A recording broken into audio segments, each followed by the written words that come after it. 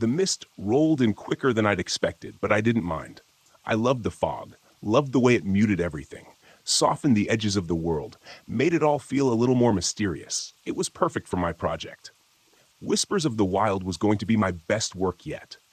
I could feel it after everything I'd been through in the past year. Hell, in the past month. This was the reset I needed. Just me, my camera, and the Smoky Mountains. No one to answer to, no one to lean on. Just the way I liked it. I hefted my backpack higher on my shoulders and adjusted my camera strap. The trail was rough, more overgrown than I'd expected, but that was part of the draw. The more remote the location, the better the shot. No tourists ruining the landscape with their neon jackets or loud conversations, just untouched wilderness. But untouched wilderness had its downsides. My camera had been acting up since I'd arrived. I'd missed some great shots because of it. Fog rolling over the peaks, a hawk perched on a branch just feet away. But I told myself I didn't care. This trip wasn't about getting everything right. It was about getting away. I paused to catch my breath and set the camera down on a fallen log. The lens fogged up almost instantly in the damp air, and when I wiped it off with the corner of my jacket, I realized I'd smeared dirt across it. Typical. "Come on," I muttered, digging into my bag for a lens cloth. As I crouched there, rubbing at the stubborn streak of mud, I heard it, a soft rhythmic tapping. At first, I thought it was a woodpecker. There were plenty of them around these parts, but it didn't sound right. Too slow, too steady. Tap, pause. Tap, pause. I looked up, but the fog was thickening, swallowing the trees just a few yards ahead of me. The tapping stopped. I told myself it was just a branch knocking against a tree in the wind. I wasn't scared of being out here alone. In fact, I preferred it. No one to distract me, no one to get in my head. Still, the silence that followed felt too quiet, like something was waiting. I shoved the lens cloth back into my pack and stood up, forcing myself to move on. I had a campsite to reach before dark, and I wasn't about to get spooked by a weird noise, at least not this early in the trip. The fog never really lifted by the time I reached the clearing where I planned to camp. It was so thick, I could barely see 10 feet in any direction. I set up my tent quickly, more out of habit than anything else, though I couldn't shake the feeling of eyes on me. I wasn't sure why. There was no one around, no animals scurrying through the underbrush, not even a bird call to break the stillness. I figured a good night's sleep would shake off the nerves. I was just tired. The last few months had been brutal. Breaking up with Paul, the constant fights before it, the way he made me feel like I couldn't do anything right. This trip was supposed to be my way of proving him wrong, proving to myself that I didn't need him, that I didn't need anyone. But the anxiety crept up on me anyway, a tight knot in my chest as I lay in my sleeping bag, staring up at the ceiling of my tent. Then there was that tapping again, faint and far off. I tried to tell myself it didn't matter, just the wind, just the forest. But then it stopped abruptly, like someone had flipped a switch. And I heard something else, something worse, a whisper. It was so faint I could barely make it out, but it was there, threading through the fog outside. It didn't sound like words. Not exactly, but it was too rhythmic to be wind, too deliberate. I sat up, listening hard, my heart racing. Nothing. I grabbed my flashlight, clicked it on, and aimed it through the thin walls of the tent. Just mist and shadows. The whispering stopped, but the silence that followed felt alive, thick with something I couldn't name. I switched off the light, telling myself I was just being paranoid, but deep down, I knew something wasn't right. The next morning, I packed up quickly. I wasn't scared, I told myself. I just wanted to get moving. The fog had lifted slightly, but the forest felt wrong somehow, like it was holding its breath. I didn't like it. I wanted to get to higher ground, get some better shots, and move on. By midday, I'd made it to a rocky ridge that overlooked a valley. It was beautiful, exactly the kind of shot I'd come for. The fog clung to the trees below, creating a sea of white with the mountain peaks poking through like islands. I snapped a few photos, trying to ignore the gnawing feeling in my gut. When I reviewed the pictures on my camera, my breath caught in my throat. There were figures in the fog. At first, I thought it was a trick of the light, just shadows cast by the trees. But the more I zoomed in, the clearer they became. Tall, thin shapes, barely visible, but definitely there. Human, or something like it, standing motionless among the trees, watching me. I whipped my head around, scanning the valley below. There was no one, just mist and trees. But in the photos, the figures were there. I lowered the camera, heart pounding. I hadn't imagined it. I couldn't have. And yet, the air around me felt suddenly cold. Not the kind of cold that comes with a change in the weather. This was different, deeper, like it had seeped into my bones. I should have left right then, packed up and headed back to the main trail. But I didn't. I couldn't shake the feeling that something was keeping me here, pulling me deeper into the wilderness. That night, I camped by a small stream. I hadn't seen any more figures, but the unease clung to me like a second skin. I felt like I was being watched constantly. Every time I looked over my shoulder, there was nothing there, but the feeling wouldn't go away. I built a fire, more for comfort than warmth, and tried to distract myself by reviewing the day's photos. That's when I noticed something else. The figures in the fog weren't in just one picture. They were in all of them. Some barely visible, others clearer, standing in groups or alone, always watching, always there. My hands started shaking, and I nearly dropped the camera. It was impossible. I'd been out there for hours, and I hadn't seen anyone. Not a single hiker, no animals, no birds. But there they were, in every shot. Suddenly, the whispering started again. It was louder this time, closer. I stood up, flashlight in hand, scanning the trees. The beam of light cut through the mist, but I couldn't see anything. Still, the whispering grew louder, like it was circling me, coming from all directions at once. "You shouldn't be here." That's what it sounded like. A woman's voice, soft but firm, blending with the rustling leaves and flowing water. It wasn't clear, not exactly, but the meaning was clear. I wasn't welcome. I swallowed hard, my heart pounding in my chest, and backed toward the tent. The whispering followed me, growing sharper, angrier. My flashlight flickered, and for a brief second, I saw her. She stood at the edge of the trees, tall and thin, dressed in old, ragged clothes. Her face was pale, hollow-eyed, and filled with sorrow. She didn't move. She just stood there, watching me with an intensity that made my skin crawl. Then, just as quickly as she appeared, she was gone. The flashlight flickered back to life, and the whispering stopped. I didn't sleep that night. By the time dawn broke, I knew I had to leave. This wasn't some trick of the mind. No matter how much I'd tried to rationalize it, there was something in these woods, something angry, and I had trespassed. I packed up my gear in record time and set off toward the trailhead. But the forest seemed different now, like the trees were closing in on me. The path I'd taken to get here was gone, swallowed by the fog. My compass spun wildly, useless, and the map was no help in the unmarked wilderness. Panic gnawed at my insides as I stumbled through the underbrush, trying to keep my bearings. But the more I walked, the more lost I became, and all the while I could feel her watching, waiting.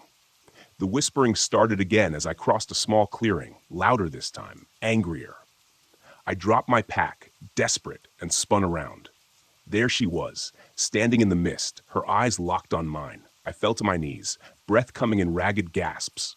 "I'm sorry," I whispered, though my voice was barely audible over the growing wind.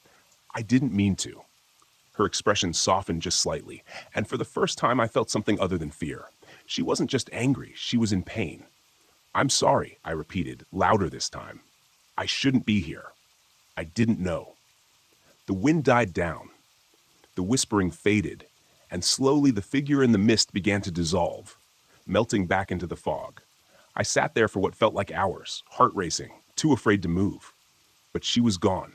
The air felt lighter, the forest less oppressive.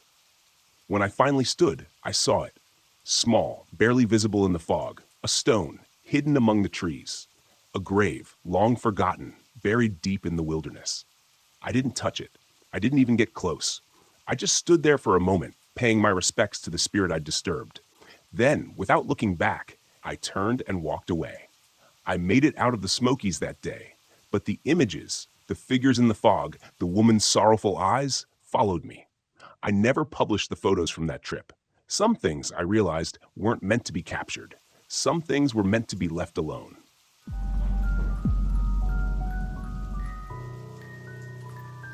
The forest around me was too quiet. I'd been sitting by the campfire outside my RV, enjoying the silence for hours, but now something felt off. The kind of off you feel in your gut before your brain catches up to what's happening. No wind, no rustling in the leaves, just dead stillness.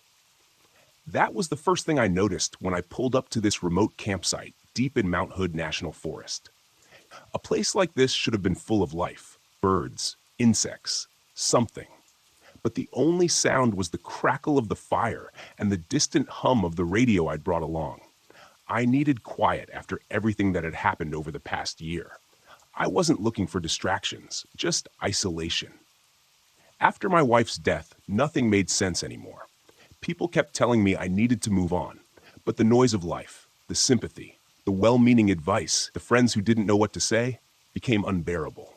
So I packed up and hit the road, hoping the wilderness would give me space to think, or maybe stop thinking altogether. I thought the forest would help. It had, until now. The radio's static broke the silence, a sudden burst of garbled noise that made me jump. I turned my head toward the RV, where the old ham radio sat inside.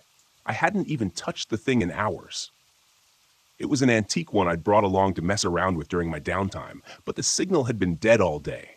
No stations, no chatter, nothing. Until now. I stood up from the fire, walking over to the RV and ducking inside to check the radio. The static was louder, more insistent, like it was trying to form words, but couldn't quite get there. I twisted the dials, searching for a clearer signal, but all I got was more white noise. Then, through the crackling, I heard it. A voice, faint and garbled, speaking numbers. 1, 3, 7, 8, 9. The numbers repeated over and over, mechanical and cold, like a voice from an old number station. It didn't make sense. I was miles from anywhere, and this was supposed to be a dead zone. No signal, no interference. The voice paused for a moment, then the numbers started again. 1, 3, 7. It sent a chill through me, but I told myself it was just some rogue signal bouncing off the atmosphere, maybe a military transmission. There were logical explanations for this kind of thing, I was sure. But the way the numbers repeated over and over felt wrong, like the message wasn't for just anyone, like it was for me. I shut the radio off, my fingers trembling slightly. I wasn't here for this. I needed quiet, not some weird radio signal rattling around in my head. The next day, I tried to forget about the radio. I spent the morning hiking through the woods, the towering pines looming overhead like silent giants. The air was cool and damp, the sky just a sliver of gray through the dense canopy. But something gnawed at me, a faint buzzing at the back of my mind. No birds, no animals, just silence. When I returned to the campsite, the radio was on again, static blaring from the speakers. I hadn't touched it. I stepped inside the RV, staring at the radio like it might come to life. The static was louder now, more intense. I could feel it in my bones, like the vibration from a low hum in the ground. And beneath the static, the numbers were back. 1, 3, 7, 8. I slammed my hand down on the off switch, killing the sound. My pulse was racing, my mind scrambling for an explanation. It had to be a glitch, something with the wiring, maybe a stray electrical signal. I'd worked with enough technology over the years to know that things sometimes did strange things when you weren't looking. But the numbers, the way they were so clear, so deliberate, made me uneasy. I stepped back outside, trying to push the growing sense of unease away. That's when I noticed the man standing at the edge of my campsite. I hadn't heard him approach. He was just there, tall, scruffy, wearing a weathered jacket and a backpack slung over one shoulder. He looked like a camper, but there was something about the way he stood, stiff and tense, like he was waiting for something to happen. "Hey," I called out, trying to keep my voice steady. "You lost?" The man looked at me, his face tight with anxiety. I heard it too. I froze, my heart skipping a beat. "Heard what?" "The signal.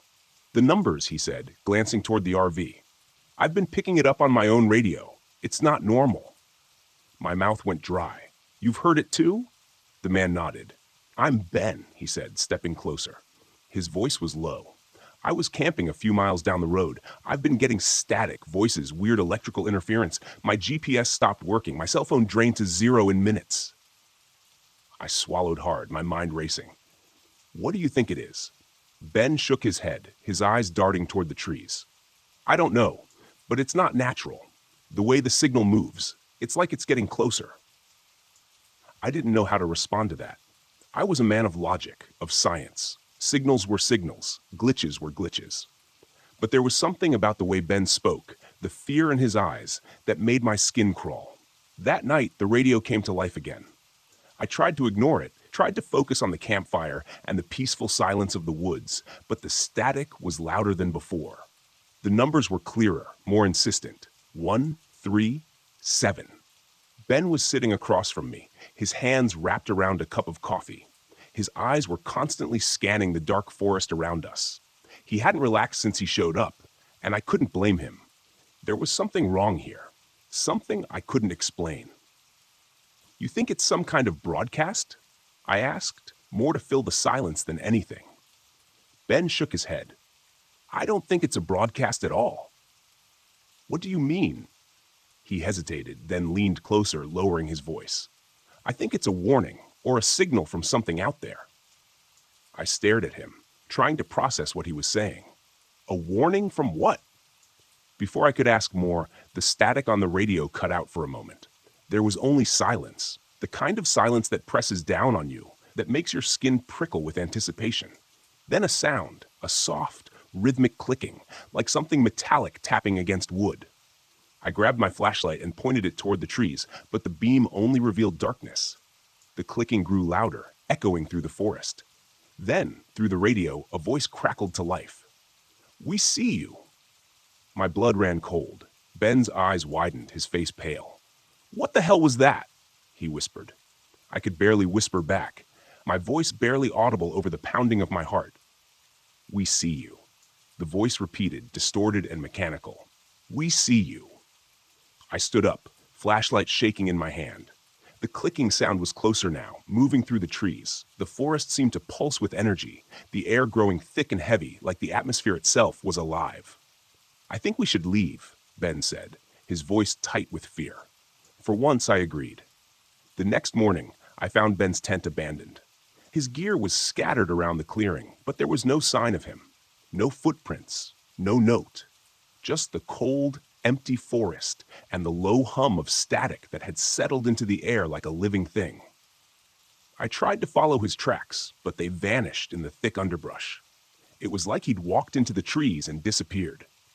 The GPS on my phone was useless, spinning me in circles, the battery draining faster than I'd ever seen. The static in my ears grew louder the further I went, like the signal was inside my head, vibrating through my skull. The numbers were back too, repeating over and over, etched into my mind. 1, 3, 7. By midday, I stumbled across something I hadn't expected, an old, dilapidated radio tower hidden deep in the woods. The metal was rusted, vines crawling up the sides, but it was still faintly humming with power. I climbed the tower, every step echoing in the stillness. My heart hammered in my chest. At the top, I found the source of the signal, a small glowing device, pulsing with an eerie cold light. It didn't belong here. It wasn't part of the original tower. It was something else, something foreign. I reached out and touched it, and the static in my head exploded. The numbers, the clicking, the voices, all crashed into me at once in an unbearable cacophony of sound. I stumbled back, nearly falling off the tower, as the forest seemed to come alive around me. The lights returned, flickering in the trees, cold and mechanical. The clicking grew louder, more frantic, as if something was chasing me. I ran. I don't remember how I made it back to the RV. The lights followed me, the clicking never far behind. But I managed to get inside and slam the door shut. My hands were shaking as I started the engine. The device still clutched in my hand. As I drove away, the static began to fade, but the numbers never left me. They echoed in my mind, a constant whisper. Even as the forest disappeared in the rearview mirror, it didn't stop. It's been days now, and I'm still hearing them. 1, 3, 7. I can't get them out of my head, and I can't shake the feeling that whatever was out there, whatever sent that signal, knows where I am. And it's not done with me yet.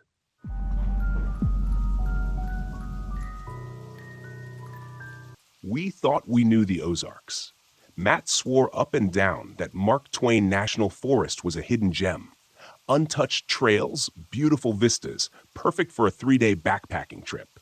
He was always good at selling these kinds of trips, making it seem like a dream adventure.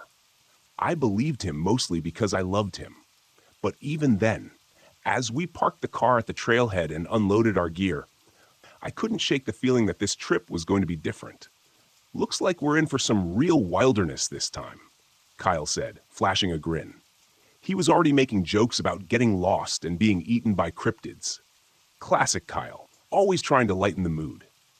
I laughed it off, but something about the dense trees and the isolation made the joke sit heavy in my chest. The forest felt too quiet, too vast.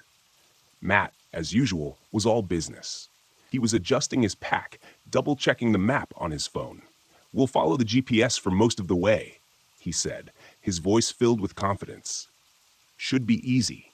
Just a couple of tough climbs, but nothing we can't handle." I glanced at Sarah, who was tightening the straps on her hiking boots. She was always the tough one. Competitive, never backing down from a challenge. I liked that about her, but sometimes it felt like she had something to prove, especially when Matt was around. I couldn't tell if it was admiration or rivalry. "Let's get moving," Matt called, waving us on. "We've got a lot of ground to cover." The first day went as expected. We hiked deeper into the forest, leaving behind the marked trails and venturing into the heart of the wilderness. The trees were taller here, their branches heavy with green, creating a canopy that let in only slivers of sunlight. It felt like the forest was swallowing us whole, but Matt pressed on, oblivious to the creeping unease that gnawed at me. That night, we set up camp by a small stream. The air was cooler than I expected, a bite of cold that sank into my bones as the sun set. Kyle's tent had a broken pole, something he hadn't noticed until we tried setting it up. He laughed it off, saying he'd just sleep in Sarah's tent, but Matt's frustration was clear. "Next time, check your gear before we leave," Matt snapped, his voice tight. "Relax, man, it's just a tent pole," Kyle said, but the tension between them simmered. I was too tired to deal with their bickering, so I busied myself with starting the fire. Dana, my girlfriend, snapped photos as always, capturing the last glimmers of daylight filtered through the trees. She looked peaceful behind the camera, but I could tell she felt it too, that sense that something was off. That night, we heard the first howl. It was distant at first, almost like the wind moving through the trees, but then it came again, low and deep, rising into a chilling wail that made the hairs on my arms stand up. "What the hell was that?" Sarah muttered, her hand instinctively moving toward the hatchet strapped to her pack. Matt shrugged, trying to play it off. "Probably just a coyote or something. These woods are full of wildlife." But it didn't sound like any coyote I'd ever heard. I exchanged a glance with Dana, and she raised her eyebrows in that way she did when she didn't believe something. Kyle, of course, took the opportunity to joke. "Sounds like Bigfoot's out there. Or maybe the Ozark Howler," he said, his voice teasing. "You guys know that one, right? Big hairy creature, glowing red eyes, hunts hikers for fun." "Knock it off," Matt said sharply. "It's just an animal. Get some sleep. We've got a long hike tomorrow." I tried to brush it off too, but lying in our tent that night, I couldn't shake the feeling that something was watching us. Every rustle of the leaves, every snap of a twig outside made my heart race. I must have drifted off at some point, but it was restless sleep. The next morning, Dana told me she'd seen something outside the tent, just for a second, but she was sure of it. Red eyes. "I saw red eyes, Matt," she said softly. I laughed nervously, thinking she must have been half asleep. "Maybe it was just a trick of the light," I said, though even I didn't believe it.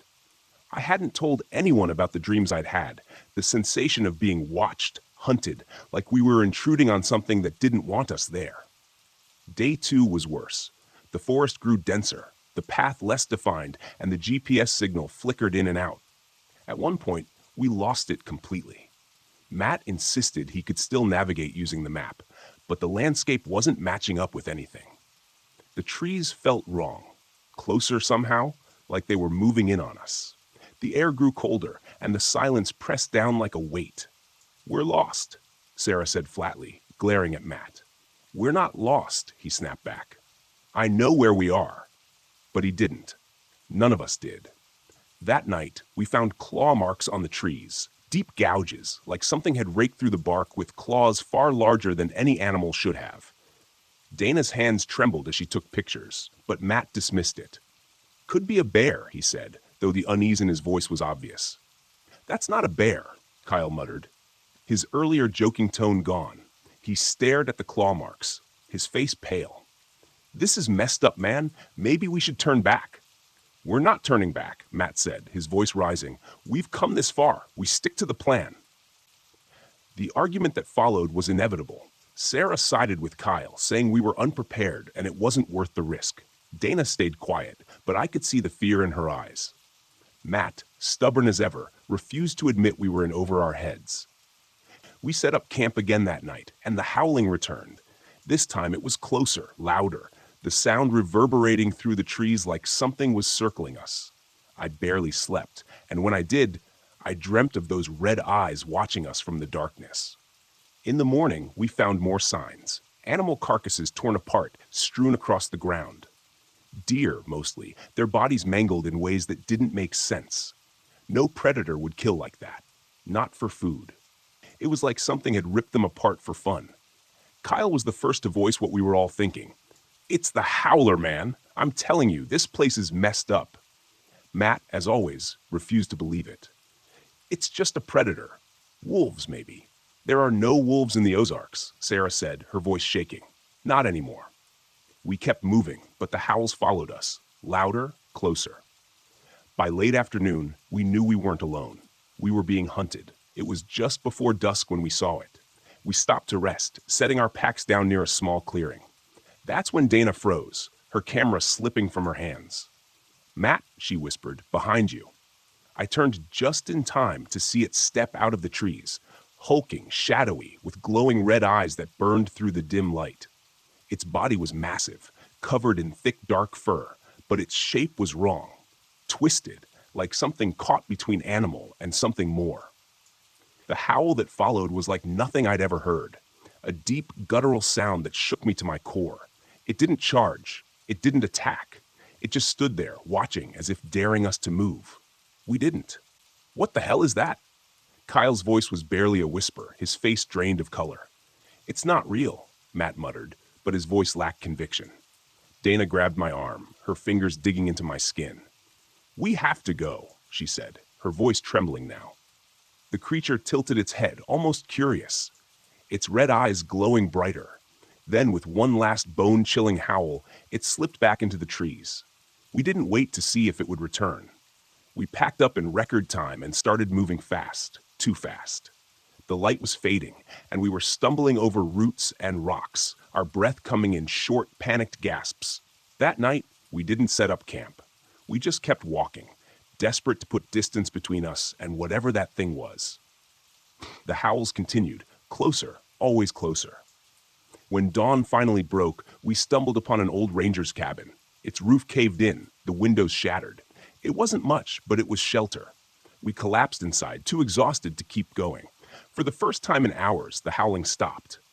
Matt stared at the floor, his face pale, his hands shaking. "It's not real," he whispered over and over again, like a broken record. But we knew better.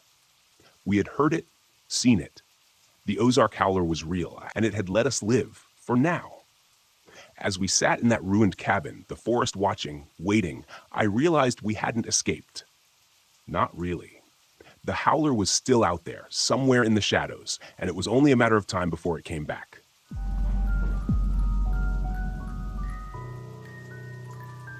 It was still dark when I arrived at Devil's Tower. The silhouette of the monolith rose above the horizon like a jagged alien structure. The first light of dawn barely touched the sky, but the outline was unmistakable. This place had always felt otherworldly, as if it didn't belong to the same earth the rest of us walked on. I parked the RV in the farthest corner of the campground, away from the few other visitors scattered throughout the park. I wanted isolation, needed it, actually, after months of losing myself in work and failing to fix my crumbling marriage. I thought this trip might offer me some clarity. If nothing else, I had my research to keep me focused. Legends of Devil's Tower had fascinated me for years, but one in particular always stuck out: the legend of the Watcher. Native tribes in the region spoke of a spirit that guarded the tower, a being that offered ancient knowledge to those who sought it, but demanded a steep price in return. As a history professor obsessed with ancient folklore, I couldn't resist the lure of that story.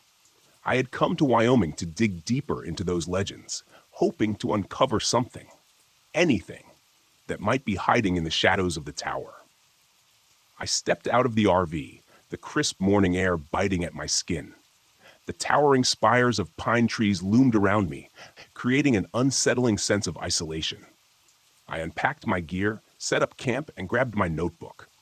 The plan was simple: hike around the base of the tower, take some notes, and maybe, just maybe, find something that would finally make all the pieces click. As I set out toward the trail that led to the tower, I passed an older man in a park ranger uniform, grizzled with deep lines etched into his face. His eyes were sharp, though, alert in a way that made me feel like he saw more than the average person. "Morning," he said, tipping his hat. "Morning," I replied, glancing briefly at his name tag. "Tom, you here for the sights or something else?" His tone was casual, but there was an edge to it. I hesitated. "Research, mostly. I'm looking into some of the old Native American stories about the tower." He nodded slowly, his gaze flicking toward Devil's Tower. "The Watcher, huh?" I stopped. I hadn't mentioned that specific legend. He chuckled softly. "Everyone comes looking for something. But you do well to leave the Watcher alone, son. Some things don't like being disturbed." I tried to brush off his warning with a nervous laugh. "You don't really believe that, do you, Tom?" He didn't smile. "Doesn't matter what I believe. Just be careful. People who go digging too deep around here sometimes find more than they bargained for." With that, he turned and walked back toward the ranger station, leaving me standing there with a pit forming in my stomach. I told myself it was just local superstition, the kind of thing park rangers said to spook tourists. But as I turned my eyes back to the tower, the weight of his words lingered. By midday, I was deep into my hike, circling the base of the tower, taking notes on the surrounding landscape. The towering rock formation loomed overhead, casting long shadows over the forest below. I felt dwarfed by it, like a child standing at the feet of a giant. That's when I noticed the eyes. At first, I thought it was a trick of the light, a glimmer of sunlight catching on something in the trees. But then I saw them again, faint, glowing orbs between the branches. They were high up, too high to be an animal, and they followed my every movement. I stopped walking, my heart pounding. The eyes didn't blink, didn't move, just hovered there, watching. I wanted to dismiss them as some kind of wildlife, but I couldn't shake the feeling that there was something more behind them, something intelligent. Forcing myself to continue, I kept walking, occasionally glancing over my shoulder to see if the eyes were still there. They were always just far enough away to keep me wondering, but close enough that I could feel their presence. When I finally made it back to camp, the unease hadn't left me. I sat by the RV trying to write in my notebook, but my mind kept drifting back to the eyes and the trees, the way they'd followed me, never straying too far but never coming closer either. The sun dipped below the horizon, casting the campground in shadow. The tower loomed in the distance, a dark silhouette against the purple sky. The fire I'd started crackled weakly, the flames flickering as if they, too, were uncertain about staying here. I tried to convince myself it was nothing. I was a rational man, after all, a professor, a skeptic. But as the night wore on, that skepticism started to feel more like denial. The wind rustled through the trees and the fire guttered low. Then, just as the last light of the day faded, I heard it, a whistle. It started softly, almost like the wind, but it was too distinct, too deliberate, a single, drawn-out note that drifted through the trees, seeming to come from everywhere and nowhere at once. I stood, scanning the darkness. The fire cast faint light around the camp. "Hello?" I called, though I wasn't sure what I expected to hear in return. The whistle came again, sharper this time, closer. I grabbed my flashlight and swung the beam into the trees, but there was nothing. No movement, just the oppressive stillness of the forest. The whistling stopped, leaving behind a silence that felt heavier than before. I sat back down, but sleep didn't come easily that night. Every creak of the RV, every rustle of the trees made me bolt upright, expecting to see those glowing eyes or hear that eerie whistle again. I told myself it was just my imagination, just nerves from being out here alone. But the uneasy feeling stuck with me, settling deep in my bones. The next day, I set out again, hoping to shake the paranoia that had settled over me. I hadn't gone far when I ran into Julie, a solo traveler I'd briefly noticed the day before. She was standing at the edge of the trail, staring up at Devil's Tower, a strange look on her face. "Beautiful, isn't it?" she said as I approached, though her tone didn't match her words. There was something off about the way she spoke, like her mind was somewhere else entirely. "Yeah," I replied. "I've been hiking around, looking into the old legends. You know about the Watcher?" She turned to me, a slow smile spreading across her face. "The Watcher? You're looking for it?" I nodded, uneasy. "It's just research." Julie's smile widened, but it didn't reach her eyes. "The Watcher doesn't like to be found. You know, it watches, but it doesn't want to be seen." I opened my mouth to respond, but the words stuck in my throat. Something about her was wrong. She seemed too calm, too knowing. The way she stared at me made my skin crawl. Before I could say anything else, she turned and walked back toward her campsite, leaving me standing there, heart pounding for reasons I couldn't explain. That night, the whistling returned, louder this time, persistent. I sat by the fire, gripping my flashlight, eyes darting between the trees. The whistle circled the campsite, moving closer than further away, like it was testing me, toying with me. Then, just beyond the flickering light of the fire, I saw him. A figure, tall and gaunt, standing at the edge of the woods. His face was pale, hollow-eyed, and his mouth was pursed as the tuneless whistle drifted from his lips. My throat tightened. "Who are you?" I asked. The figure didn't answer. He just stood there, whistling that same eerie note. My chest tightened with a sudden surge of panic. I stumbled back toward the RV, tripping over a rock and falling to the ground. When I looked up, he was gone. I scrambled inside, locking the door behind me. The sound of my breath was too loud in the confined space. The next morning, I found footprints around the campsite, small indentations in the dirt, leading in circles around the fire. They hadn't been there before. On the final night, I couldn't take it anymore. The dreams of Devil's Tower had become unbearable, nightmares of the stone pulsing, breathing like a living thing. I dreamt of eyes, hundreds of them, watching me from the shadows, always watching. I had to go to the tower. I had to see it up close. I grabbed my gear and set out under the cover of darkness, the whistle guiding me, pulling me toward the monolith. The trees seemed to close in around me as I walked, their branches reaching out like skeletal fingers. The stars above twisted and shifted, unfamiliar constellations blinking in and out of existence. As I neared the base of the tower, I saw her again, Julie, standing at the foot of the rock, her face pale and her smile too wide. "The Watcher is waiting," she whispered. "It's always been waiting." The whistle grew louder, piercing through my thoughts, driving me forward. I reached the tower, my hands trembling as I touched the cold stone. And then, out of the shadows, the Watcher appeared. It was a massive shadowy figure, its body indistinguishable from the darkness, but its eyes, glowing, burning orbs that stared into me, through me. It didn't speak with words, but its presence filled my mind, offering me ancient knowledge, secrets of the tower, of the universe, of myself. But the price, I could feel it gnawing at the edges of my sanity.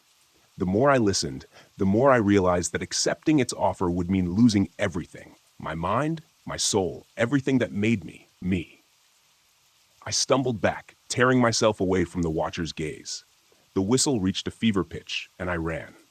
The ground beneath me shifted and warped as the world collapsed around me. I barely made it back to the RV. When I crossed the threshold, the whistling stopped. The forest fell silent. I drove away as the first light of dawn touched the sky. The image of the watcher's eyes burned into my mind. I knew I would never be the same.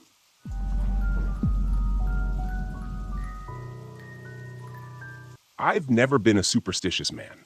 Ghosts, spirits, curses, all of it felt like nonsense. My wife, Sarah, was the opposite. She loved all that mystical, spiritual stuff. She'd go on and on about how some places had energies or how she could feel something otherworldly when we'd visit a new place. I used to tease her for it. I didn't mean anything by it. I just never took it seriously. Now I wish I had. It's been almost a year since Sarah died. I still don't know how to talk about it. I don't talk about it, really. I just packed up the RV one day and decided to drive to get away from everything. Her voice, her smile, the way she used to look at me when I'd roll my eyes at her hippie nonsense. It was all too much to deal with, so I left. I wasn't running from her memory exactly. More like I was trying to outrun the guilt that came with it. Sarah always wanted to visit the desert, especially the Navajo Nation. She said Monument Valley was one of the most spiritual places in the world. I never took her. Work got in the way, or my cynicism did. Either way, it never happened. And now, with nothing but miles of empty road ahead of me, I found myself driving right into that part of the world. Maybe it was my way of making up for it. The landscape around me was beautiful in an eerie, desolate way. Massive red rocks rising out of the desert, mesas silhouetted against the setting sun. The kind of place that made you feel small, insignificant. I parked the RV in a remote spot off an unmarked dirt road. No other campers around, just the endless stretch of desert and the towering rock formations in the distance. It was quiet, peaceful, even. I thought maybe I'd finally get a decent night's sleep. I stepped out and walked a bit around the RV, taking in the silence. The air was cool, the sky already darkening with the stars beginning to shimmer into view. Sarah would have loved it. As I sat by the small campfire I'd built, poking at the flames, I thought I heard something in the distance.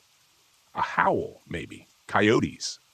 I figured it was nothing unusual in a place like this, but the sound was strange. More like a scream than an animal call. I shrugged it off, telling myself it was just the wind.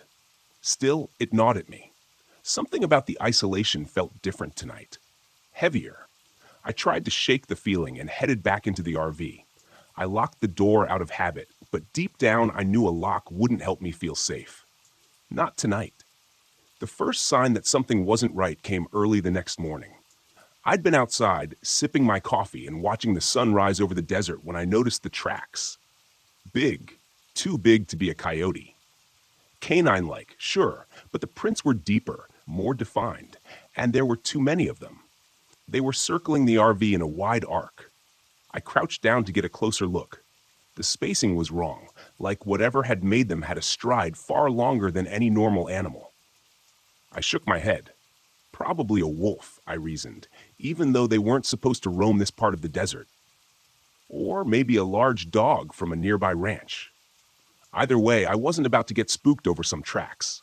I spent the day hiking, taking in the massive rock formations and the endless red sands. The wind carried whispers through the valleys, but I ignored it. I refused to let my mind play tricks on me. This was supposed to be my reset, my chance to process everything and finally move on. But that night, as the firelight flickered in front of me, I couldn't ignore the feeling that I wasn't alone. The coyotes started up again, at least I assumed they were coyotes. But the howls were different this time. Longer, more drawn out, closer. I told myself it was nothing, tried to focus on the crackling fire, but the unease crept in anyway. Then I saw it. Out of the corner of my eye, I noticed movement on the ridge not far from the RV. A figure. Tall, humanoid, but wrong somehow. It moved with a jerky, unnatural gait, like it didn't quite know how to walk. I blinked, and it was gone. Swallowed by the shadows. My heart raced. I stood, trying to peer into the darkness, but there was nothing out there. Just empty desert. The howl stopped, replaced by an eerie, oppressive silence. I doused the fire quickly and retreated into the RV, locking the door behind me. I laughed at myself, a grown man terrified by shadows in the night. I was just exhausted. That was all. Grief and exhaustion made you see things that weren't there. I repeated that to myself as I crawled into bed, but I couldn't shake the sense that something was watching me. The next morning, I found more tracks. This time, they weren't just around the RV. They led right up to the windows, pressed deep into the sand, circling the vehicle like a predator stalking its prey. I stared at them, unease curdling in my stomach. These prints were bigger than the ones from yesterday. Deeper, too. Something was out here. Something that was getting bolder. I decided to leave. That morning, I packed up my things, double-checked the tires on the RV, and set the GPS for the nearest town. But as soon as I hit the ignition, the engine sputtered. It wouldn't start. "Come on, not now," I muttered, trying again. Nothing. I went outside to check the engine, hoping it was something simple, but when I popped the hood, everything looked fine. There was no reason for the RV to stall like this. Yet, there I was, stuck in the middle of nowhere with no cell signal and no way to leave. As the day wore on, that strange feeling of being watched never left. I kept glancing over my shoulder, certain I'd catch sight of that figure again. But the desert was still dead quiet. That night, it came closer. I heard it long before I saw it. Footsteps outside the RV, soft at first, but growing heavier, more deliberate. Something was walking around, pacing as if deciding what to do next. I stayed perfectly still inside, listening as the footsteps circled the RV, stopping near the windows. Then came the scratching. At first, I thought it was a branch scraping against the side of the RV, but the sound was too methodical. It came in short bursts, like claws dragging across metal, testing the strength of the walls. I grabbed the flashlight and crept to the window, slowly pulling back the curtain just an inch. My breath caught in my throat. There, outside in the dark, was the figure I had seen on the ridge. But it was clearer now, standing in the moonlight, just feet from the RV. It wasn't human, at least, not anymore. It looked like a man, but its limbs were wrong, too long, too thin. Its skin was stretched tight over its bones, and its face, it was shifting, contorting, flickering between the face of a man and that of a coyote. It stopped scratching and turned toward the window, as if it could sense me watching. Its eyes, yellow and gleaming, locked onto mine for a moment. Time seemed to freeze. Then it bared its teeth in a sickening grin. I staggered back, heart pounding in my chest, and stumbled toward the door. I had to get out, had to run. But as soon as my hand reached for the latch, I heard it. "Mark?" I froze. "Mark, it's me." The voice, it was Sarah's. Soft, familiar, and filled with the love I hadn't heard in almost a year. I turned slowly, staring at the window. The figure outside had disappeared, but the voice lingered, echoing in the night. "Mark, come outside, please." I shook my head, tears burning in my eyes. No, it couldn't be. It was impossible. Sarah was gone. But the voice, it sounded so real. Some things can't be explained. Some things I realize now should never be disturbed.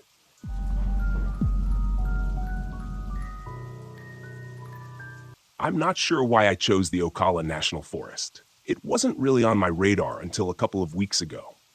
Maybe it's because Megan always talked about it, how beautiful the pine forests were, the springs. She was the nature person, not me. She practically begged me to take her camping here once, back when we were still together.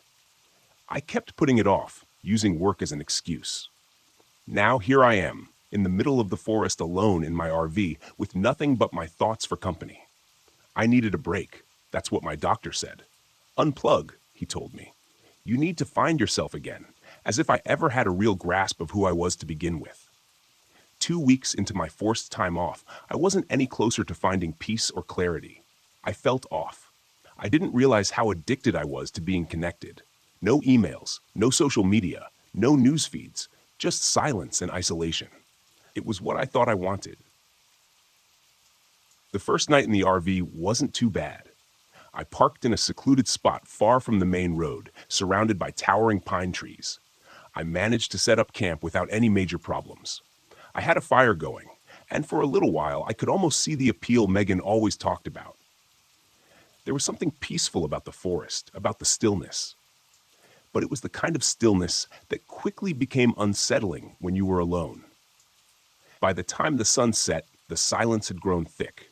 The only sound was the wind shifting through the pine needles and, every so often, the distant call of an owl.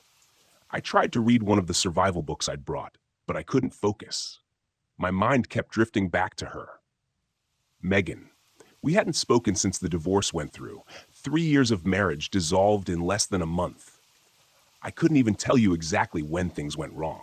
I just buried myself in work. She begged me to slow down, to reconnect, but I didn't listen. I told myself I was doing it for us, that the stress was worth it in the end. But by the time I realized how much I'd lost, it was too late. The fire crackled as the temperature dropped. I got up to grab my jacket from inside the RV. That's when I first heard it, a soft tapping sound, like something lightly knocking against the side of the RV. I froze, listening. Tap, tap, tap. I leaned against the door, listening harder. The tapping continued, rhythmic, almost deliberate. I grabbed a flashlight and opened the door, scanning the area around the RV. The light cut through the darkness, but I couldn't see anything. Just trees and shadows. Probably just a branch in the wind, I muttered to myself, though the trees weren't close enough to the RV for that to make sense. I shut the door and locked it. The tapping had stopped, but I didn't sleep well that night. Every time I drifted off, I heard something. Footsteps, rustling things I couldn't explain away as easily as I wanted to.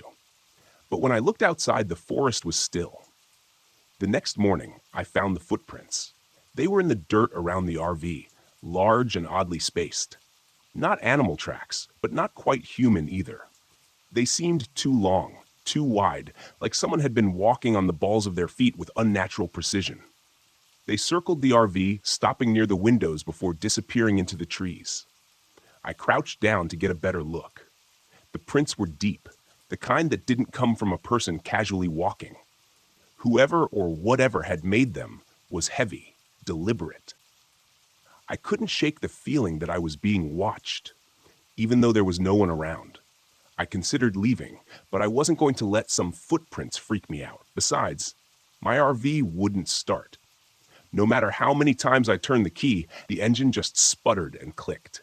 The GPS on my phone was glitchy too, pointing me in all sorts of random directions before it finally went blank. Great. Just great. I spent most of the day walking, trying to calm my nerves. I stuck to the trails at first, but as the hours passed, I wandered deeper into the forest.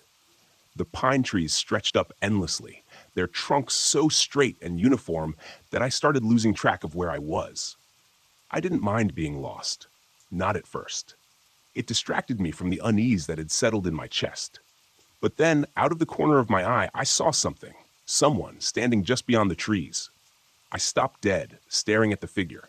It was tall, too tall, and unnaturally still. I blinked, thinking maybe I'd imagined it, but when I looked again, it was still there. A dark shape, humanoid but wrong, standing among the trees, watching me. I called out, "Hello?" My voice sounded small, swallowed by the forest. The figure didn't move. I took a step toward it, and in an instant, it vanished. Not like it walked away, just gone, like it was never there. I felt a chill crawl up my spine. I stood there for what felt like forever, staring at the spot where the figure had been, before I finally turned and hurried back toward the RV. That night, the tapping started again. Louder this time, more insistent. I lay in bed, listening, my heart pounding in my chest. The rhythmic tapping echoed around the RV, coming from all sides. It sounded like someone or something was circling the vehicle, knocking at the walls, at the windows. I couldn't bring myself to move. Then, the footsteps started. Heavy, deliberate thuds like boots crunching on gravel. They moved slowly, methodically, pacing back and forth outside the RV. I grabbed my flashlight, my hand shaking, and crawled out of bed. "Stop it," I whispered to myself. "You're imagining things. It's nothing." But I wasn't imagining it. I peered through the window, and there it was, the figure, standing just at the edge of the clearing, barely visible in the darkness. Its shape was clearer now, a tall, gaunt figure with limbs that seemed too long, too thin. Its face was hidden in shadow, but I could feel its eyes on me, watching. I stumbled back from the window, heart racing. The tapping grew more frantic, the footsteps louder. My head spun with fear and confusion. What was it? Why was it here? I bolted for the door, but as I reached for the handle, I heard a voice. David. I froze. It was Megan's voice, soft, familiar, and unmistakable. David, come outside. My breath caught in my throat. Megan? I whispered, barely able to speak. Come to me. I stared at the door, my hand trembling on the latch. The voice was so clear, so real, but Megan wasn't here. She couldn't be. It wasn't her. David, please. The voice grew more insistent, more urgent, but something in the tone was wrong, off. It wasn't her. It couldn't be. I backed away from the door, my heart pounding in my chest. The tapping and footsteps stopped all at once, leaving an eerie silence in their wake. I didn't sleep that night. The next morning, the forest felt different, lighter somehow. The figure was gone, and the RV started on the first try. I didn't waste any time. I packed up and drove away, leaving the forest behind as quickly as I could. But even now, as I sit here writing this, I can't shake the feeling that something is still watching me, that maybe, just maybe, I didn't leave it behind. Some things can't be explained. Some things I realize now are better left undisturbed.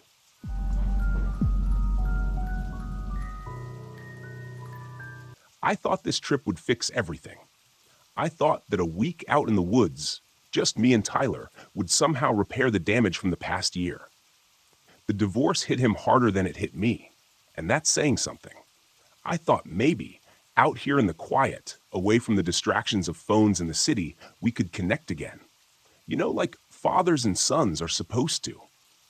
But from the moment we hit the road, I knew it wasn't going to be easy.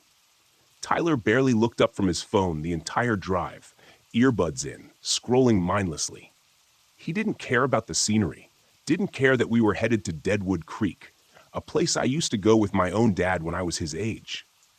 It's funny how history repeats itself. My father and I never really saw eye to eye either. He'd brought me out here hoping to teach me how to be a man, how to survive in the wilderness. And now here I was, doing the same with Tyler, hoping the Black Hills would heal something in both of us. I glanced at him as we pulled into the campground. He didn't even notice the tall, dark pines surrounding us, swaying lightly in the wind. A dense fog had settled over the creek, and the sound of water trickling nearby was the only noise besides the RV's engine. It felt different than I remembered, more isolated, lonelier. "This is it," I said, more to myself than to Tyler. "Cool," he mumbled, still scrolling, not even looking up. I sighed, cutting the engine. After we set up camp, I suggested a short hike to check out the creek. Tyler grumbled but followed me. The trail was just as I remembered, narrow, winding through the trees, with the creek gurgling beside us. There was something peaceful about it, but also something off. The further we went, the heavier the air felt, like the forest was watching us.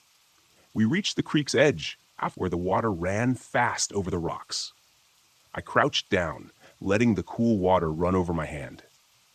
"This place used to be full of miners back in the gold rush days," I said, trying to make conversation. "A lot of people came out here looking to strike it rich. Some of them didn't make it out." Tyler shrugged. "I guess," he said. I stood up and brushed off my hands, frustrated. "You know, you could try enjoying this." He looked up from his phone for the first time and scowled. "I didn't ask to come here." I bit my tongue, holding back the argument that wanted to burst out. "Let's head back to camp." As we turned to leave, something flickered in my peripheral vision. I stopped, squinting through the trees. There, just at the edge of the clearing, a dim light floated in the distance. It flickered like a lantern, swaying in the wind.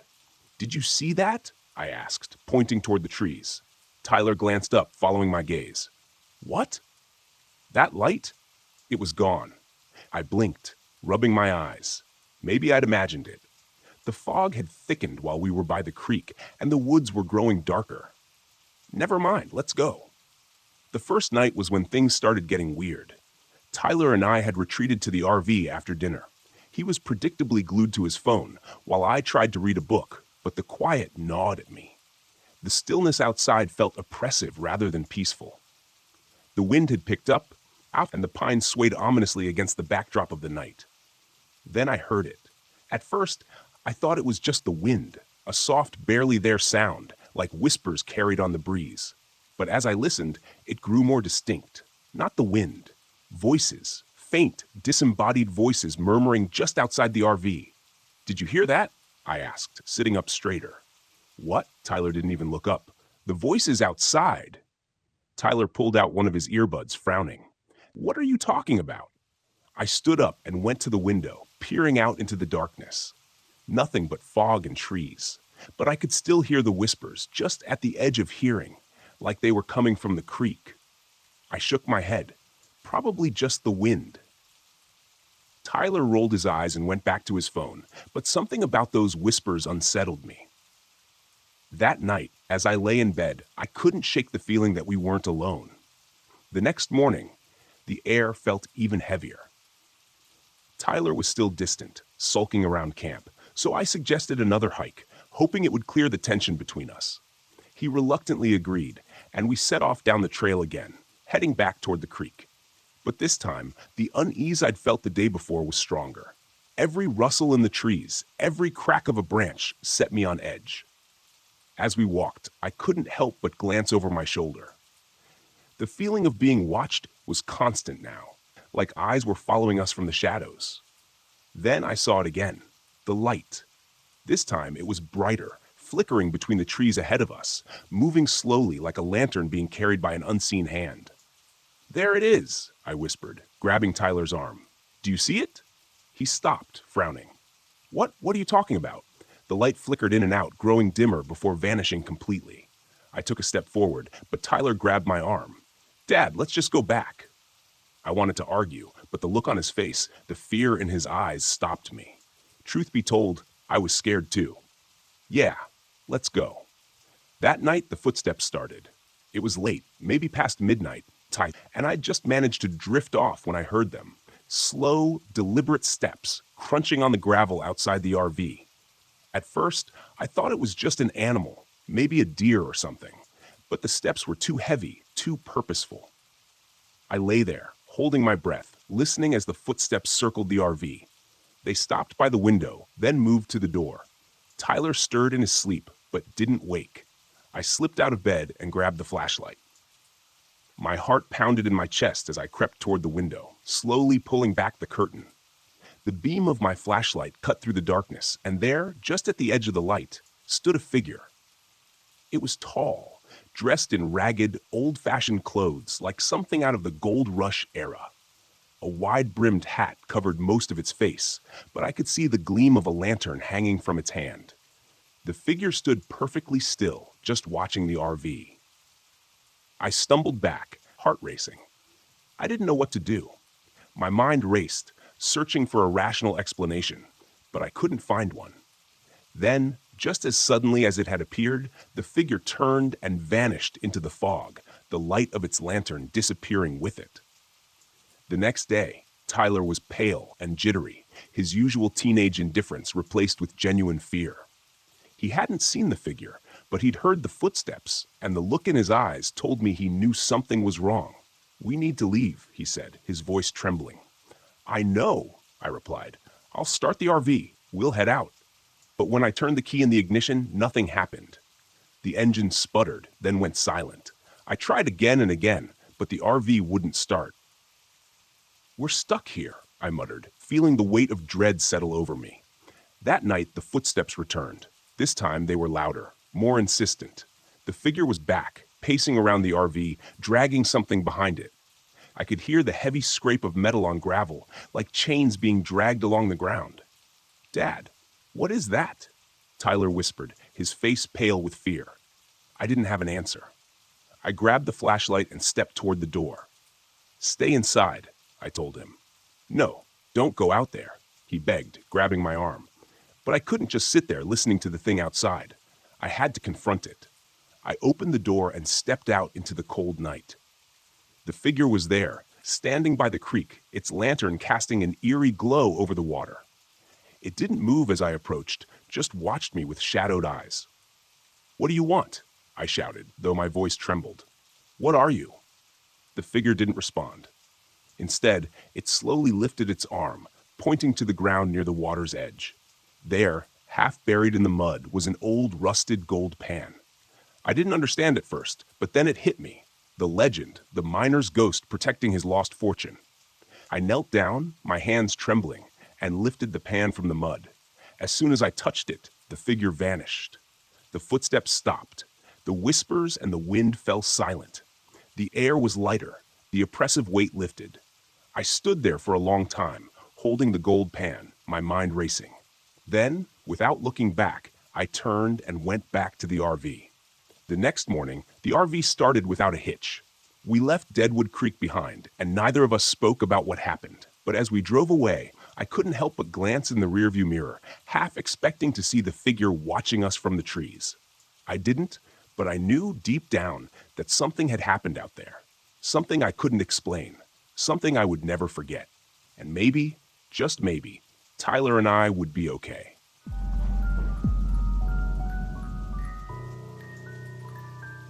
I hadn't planned on staying at Stillwater Grove. The campground wasn't even marked on my map, just a small patch of green near the edge of Shawnee National Forest. But as I drove down the empty forest road, I saw the sign, old, weathered wood with the words Stillwater Grove Campground carved into it. It felt like an invitation, one I couldn't resist. I'd been on the road for weeks, photographing wildlife for a personal project I'd picked up after quitting my job. The last few months had been a blur of long drives, lonely campsites, and an overwhelming need to be anywhere but back in the city. I didn't miss my corporate job or my ex. What I did miss was the feeling that I knew what the hell I was doing with my life. Stillwater Grove seemed perfect, quiet, isolated, and right by the lake. It would give me the break I needed, some peace before heading back into the real world. When I pulled into the campsite, the late afternoon sun cast long shadows across the grove. The air was still, the only sound being the gentle lapping of water against the shore. A single RV sat on the far side of the campground, a distant figure moving near it. Otherwise, it was just me. I parked my RV near the edge of the lake, the water glistening under the fading light. After setting up camp, I grabbed my camera and headed toward the shore, hoping to catch the sunset. As I stood there, framing the perfect shot, a voice startled me. Beautiful, isn't it? I turned to see a woman standing a few feet away, her face half in shadow. She had an otherworldly kind of beauty, pale skin, long dark hair, and eyes that seemed to take in everything. Yeah, I replied, lowering my camera. It's peaceful. She smiled. It always is here. I'm Ellie, by the way. Nick, I said, shaking her outstretched hand. Her skin was cold, like she'd been standing in the shade for too long. You camping here too? For a little while, she said, her voice soft. I come here every now and then. Can't stay away. Her words sent a shiver down my spine, though I couldn't explain why. I wasn't used to talking to people much anymore. The solitude had become my comfort zone, and something about Ellie felt out of place. You here for the fishing? I asked, trying to make small talk. She shook her head. No, just the lake, the quiet. We stood in silence for a moment, watching the sun sink behind the trees. The sky turned shades of pink and orange, the water reflecting the colors like a mirror. I raised my camera, snapping a few shots, and when I looked back, Ellie was gone, just like that. I glanced around, but there was no sign of her. The other RV was still parked at the far end of the grove, but there was no movement. I chalked it up to her being quick on her feet, though it left me feeling oddly unsettled. That night, I couldn't sleep. The wind had picked up, making the trees outside rustle against each other like whispered secrets.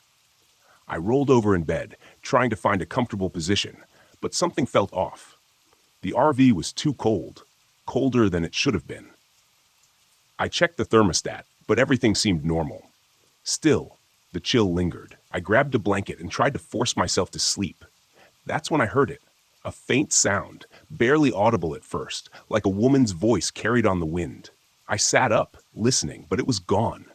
Just my imagination, I thought. Long days alone in the woods will do that to you. But then I heard it again. This time it was clearer, a soft melodic humming coming from outside. I climbed out of bed, grabbing my flashlight. My breath fogged up in the cold air as I stepped outside the RV, scanning the campsite. Nothing. Just the stillness of the lake and the trees swaying gently in the wind. but the humming persisted, coming from near the water's edge. I walked toward the shore, the beam of my flashlight dancing over the ground. And that's when I saw her. A woman in white, standing at the edge of the lake, her back to me. Her long, dark hair hung loose down her back, swaying slightly as she hummed that haunting tune. "Ellie?" I called out, my voice shaking. She didn't turn. She just stood there, motionless, her gaze fixed on the water. Something about the way she stood, so still, so rigid, set my nerves on edge. I took a step closer, the flashlight illuminating her pale figure. But as soon as the light touched her, she vanished.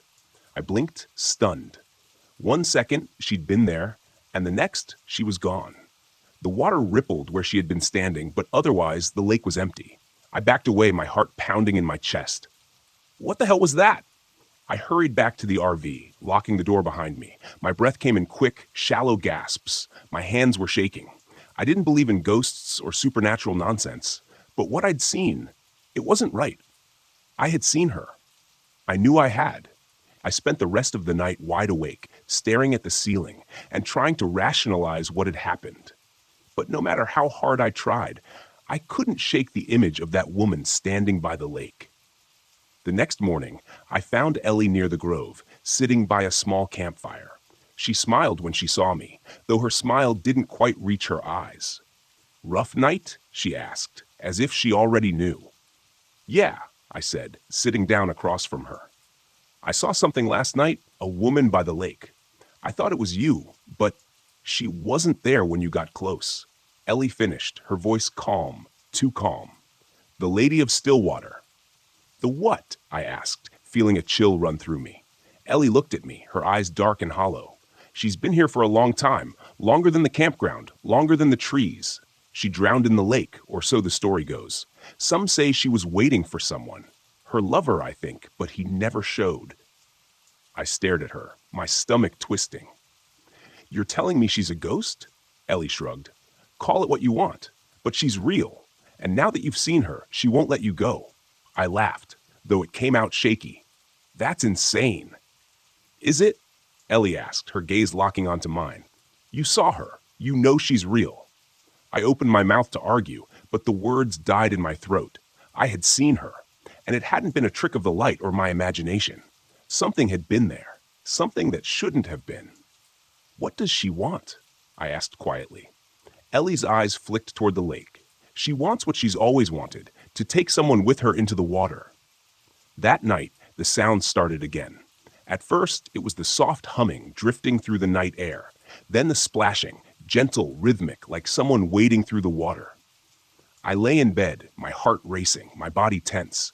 I didn't want to go outside. I didn't want to see her again. But the pull was stronger this time. A strange compulsion tugged at me, drawing me toward the lake. I tried to fight it, to stay in the RV, but my legs moved on their own, carrying me outside into the cold night air. The lake was calm, reflecting the pale moonlight. And there she was, standing in the water, her white dress billowing around her as if moved by an unseen current. "Come to me," she whispered, her voice soft but clear. "Please, come." I took a step forward, my body moving against my will. The water lapped at my shoes, and I could feel the cold seeping into my skin. "Come with me," she said again, her voice almost pleading now. "I've waited so long. I fought to resist, to break free from whatever force was drawing me in. But my feet kept moving, the water now up to my knees, freezing cold. I could feel the pull of the lake, the weight of the water dragging me down. Suddenly, a hand grabbed my arm, yanking me back with such force that I stumbled onto the shore. Ellie stood beside me, her face pale, her grip strong. "You have to leave," she said, her voice urgent now. "Before it's too late." I looked back at the lake, but the woman was gone. The water was still, as if nothing had happened. "What the hell is happening?" I gasped, my breath coming in shallow bursts. Ellie's expression was grim. "She's marked you now. If you stay, she'll take you. You have to go." I didn't argue. I packed up my things, my hands shaking, adrenaline coursing through my veins. Within minutes, I was back in the RV, starting the engine and pulling out of the campsite as fast as I could. As I drove away, I glanced in the rearview mirror. Ellie stood at the edge of the grove, watching me go. her face unreadable, and behind her, just barely visible in the mist, was the Lady of Stillwater, her pale eyes following me, waiting for me to return. I didn't look back again.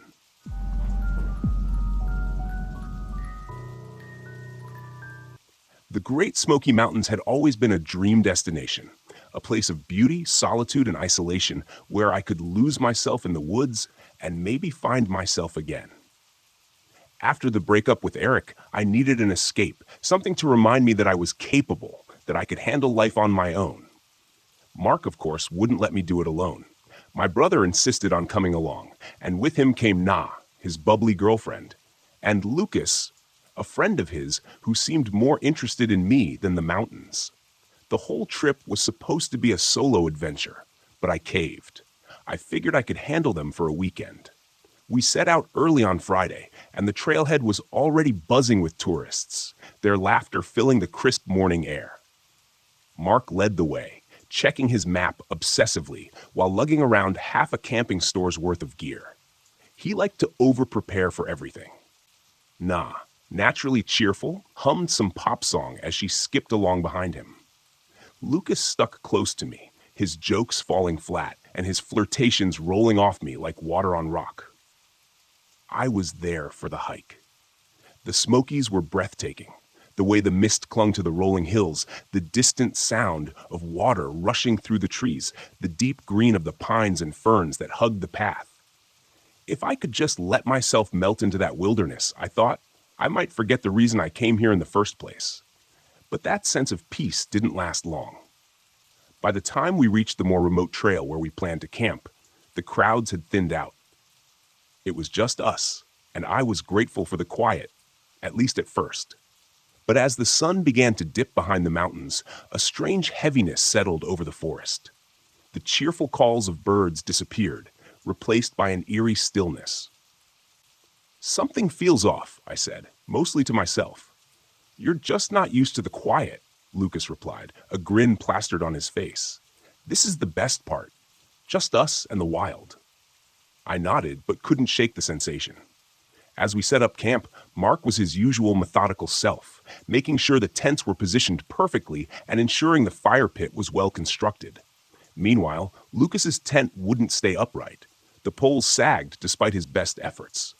Na laughed at his struggle, but I could sense the rising frustration. "You didn't exactly bring a 5-star hotel, huh?" she teased. I didn't blame her for laughing. Lucas's tent was a joke, but when the wind picked up later that night, it was less funny. The flimsy thing shook and collapsed in on him. Halfway through dinner, Mark offered to help him fix it, but Lucas waved him off. "I'll manage," he muttered, clearly embarrassed. I felt a twinge of guilt, but the night was closing in fast, and we all needed rest. We sat around the fire, the woods around us thick with shadows. The Smokies, which had seemed so beautiful just hours earlier, now felt ominous. We were miles from the nearest ranger station, out of cell service, with nothing but trees and mountains for company. And then, just as we were beginning to relax, we heard it, a distant scream. It was high-pitched, echoing through the valley. It wasn't human, but it wasn't quite animal either. The sound made my skin crawl. "Cougar," Mark said, but he didn't sound convinced. "Yeah, right," Lucas scoffed, throwing another log on the fire. "That's the Wampus Cat." He grinned, as if he'd just cracked some hilarious joke, but no one laughed. I hadn't grown up around here, but I knew enough about Appalachian folklore to recognize the name. The Wampus Cat was the stuff of campfire stories. Half woman, half beast, cursed to stalk the woods and hunt down anyone who ventured too far from civilization. "Don't joke about that," Na said, her voice wavering. "People say they've seen it." Mark, ever the pragmatist, rolled his eyes. "It's just a legend. Probably an owl or something." But as the night wore on, I couldn't shake the feeling that we were being watched. The fire cast long shadows, and every crack of a twig in the distance made my heart skip. I wrapped my arms around my knees, trying to focus on the warmth of the fire and Na's cheerful chatter, but the unease settled deep into my bones. When I went to bed that night, I couldn't sleep. Every rustle of leaves outside my tent sounded too close. I kept thinking about that scream and the way it had seemed to echo from all directions. Eventually, exhaustion took over, and I drifted into a restless sleep. The next day, the tension between us started to show. Mark was irritable, frustrated that we weren't sticking to his planned itinerary. Nah tried to keep the mood light, but her jokes felt forced. Lucas was quieter than usual, as though the previous night's collapse of his tent had deflated his bravado. It didn't help that the wildlife we encountered seemed wrong. Deer stood unnaturally still, watching us with glassy eyes. We came across a black bear in the distance, and instead of lumbering away as they usually do, it stood on its hind legs, staring at us for far too long. I didn't mention it to the others, but I noticed that every time we passed an animal, it was facing us, not the other way around. "They're just curious," Mark said when I finally pointed it out, but I wasn't so sure. By the time we made it back to camp that evening, a low fog had settled in around the trees, shrouding everything in a thick, wet blanket.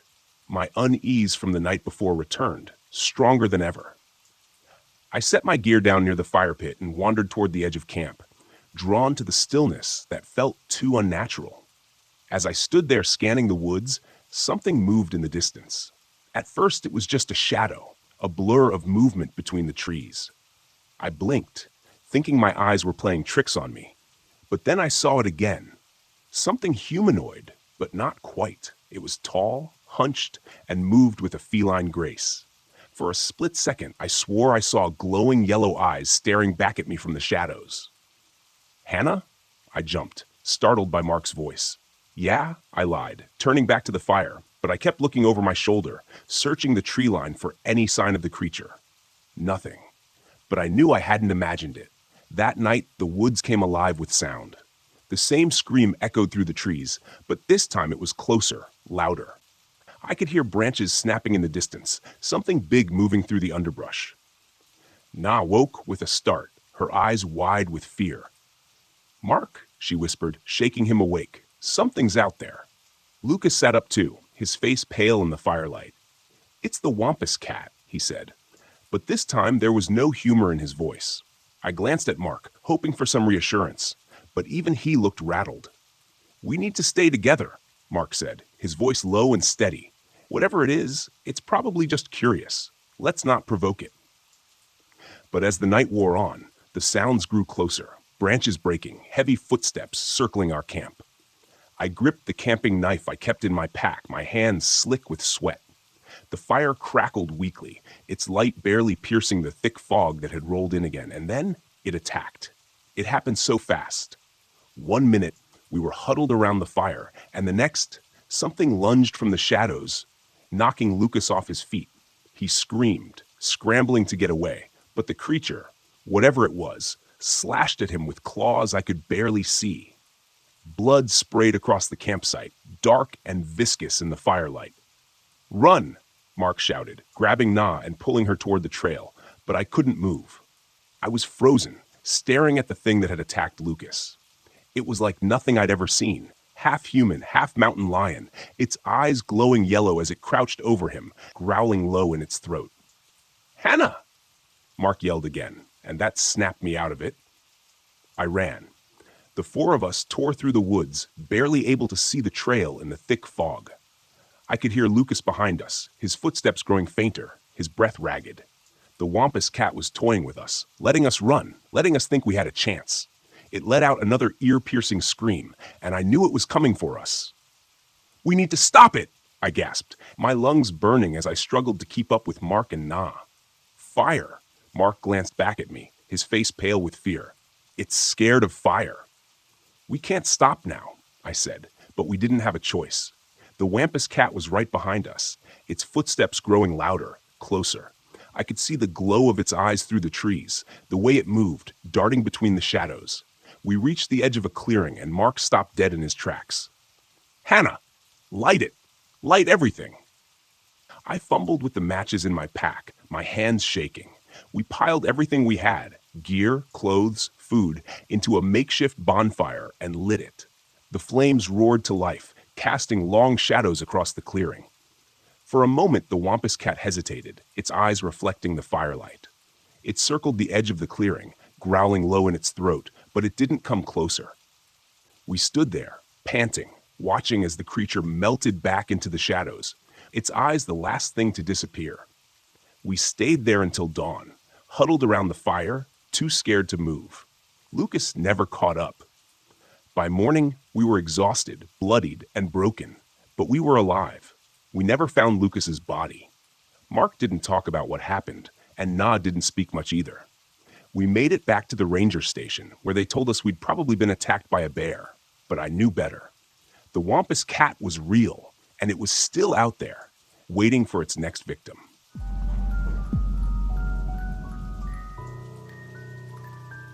The road wound through the dense trees, snaking deeper into the heart of the low national forest. The thick canopy above allowed only sparse sunlight to filter through, casting shadows across the narrow dirt road. I gripped the steering wheel of my RV, trying to shake off the gnawing sense of unease creeping up my spine. It had been 3 hours since I'd passed another vehicle. Solitude was the whole point, wasn't it? This trip was supposed to help me clear my head, to reconnect with myself after the divorce. I had spent the last few months in a fog, and this trip to Deadwood Creek was meant to be my escape.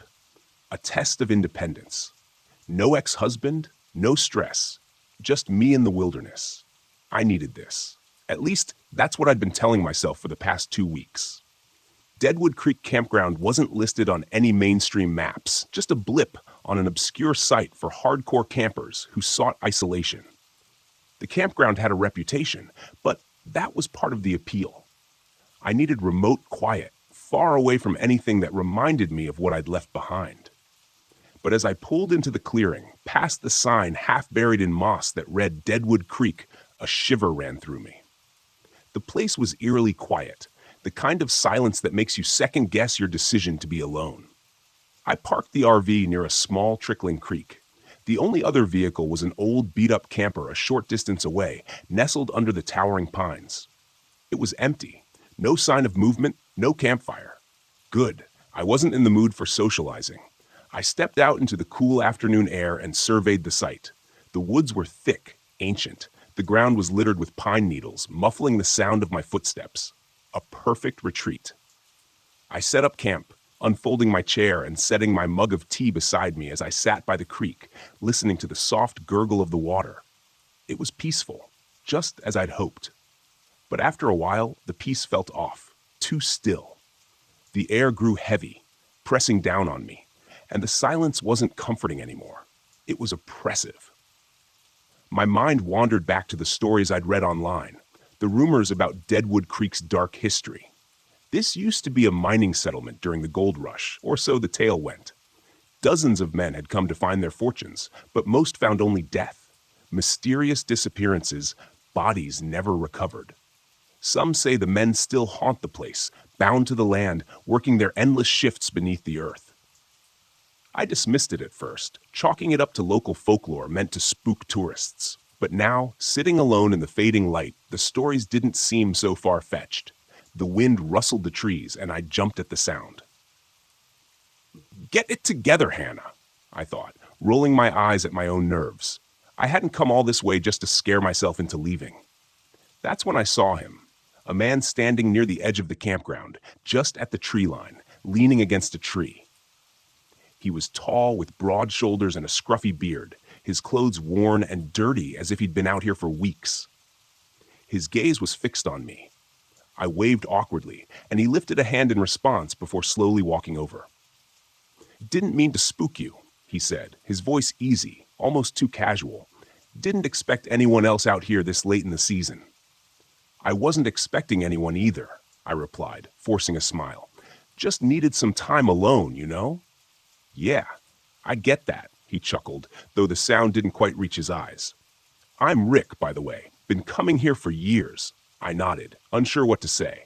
Rick had the look of someone who belonged out here, who knew the woods like the back of his hand. I didn't.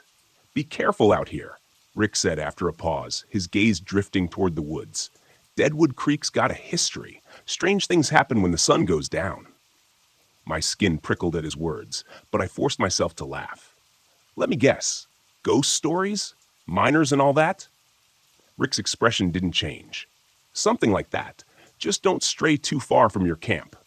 He turned and walked back to his camper without another word, leaving me with a knot of unease in my stomach.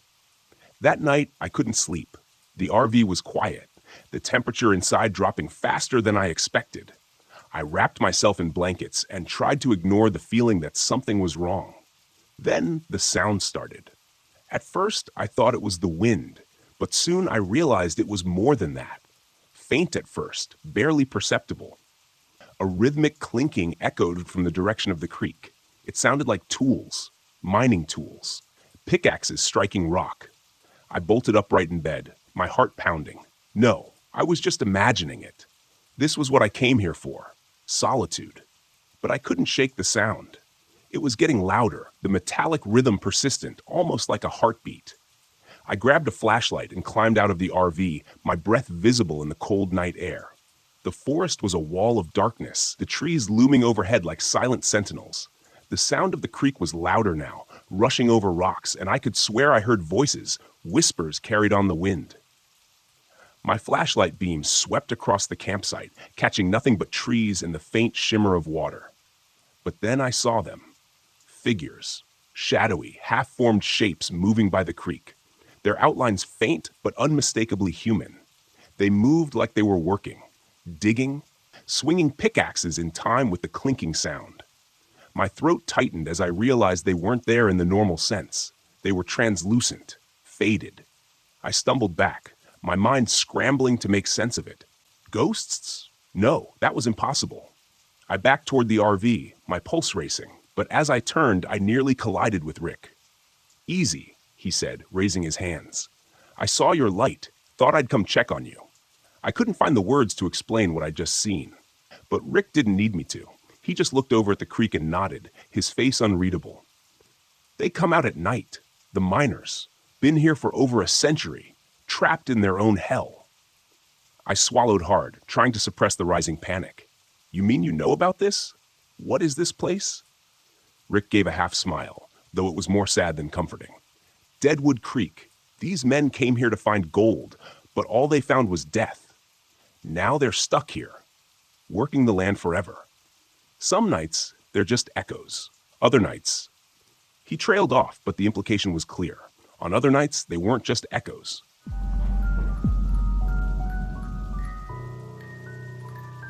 You get used to the rhythm of the road after a while. The hum of the engine beneath you, the steady pull of the truck, the highway stretching out like a never-ending ribbon. It's a kind of solitude I've come to appreciate over the years. I'm Ben Grady, though most folks call me Bear on account of my size, and I've been behind the wheel for a long time. Trucking's simple. You pick up a load, drop it off, and keep moving. That's what I liked about it. But this job was different from the start. I'd picked up the trailer in Chicago. The client was a slick, suited guy, one of those corporate types. Barely even looked at me as he handed over the papers. "Keep the trailer locked," he said, like it was the most natural thing in the world. No stops, no questions. I should have known something was off. The pay was double the usual rate, too good for a straightforward haul across I-80 to Salt Lake City.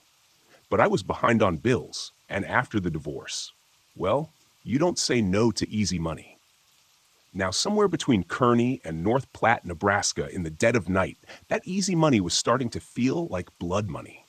The road was empty, save for the occasional distant glow of farmhouses, but otherwise, it was just me, my rig, and miles of flat highway. Nothing but darkness ahead and behind. My truck's headlights cut through the night, illuminating the white lines on the road, but something about the blackness beyond felt heavier than usual, like it was waiting. I tried not to think too hard about it. Just keep driving, get to Salt Lake, drop the load, and forget about it. Simple. But then the first strange thing happened. The truck's temperature gauge started going haywire, flipping between cold and hot so fast I thought it was broken. First, the cab was freezing. Then it was sweltering, all within minutes. I pulled over onto the shoulder, popped the hood, and checked the engine. Everything looked fine. I chalked it up to a glitch in the electronics. These rigs are built to last, but every now and then something acts up. Satisfied I wasn't about to fry the engine, I climbed back in. But as I settled into the driver's seat, I heard it, a soft thump from the trailer. I froze, my hand halfway to the ignition. It was faint, but there was no mistaking it. Something had moved in the back. I forced myself to breathe slowly. It's nothing. Probably just the cargo shifting.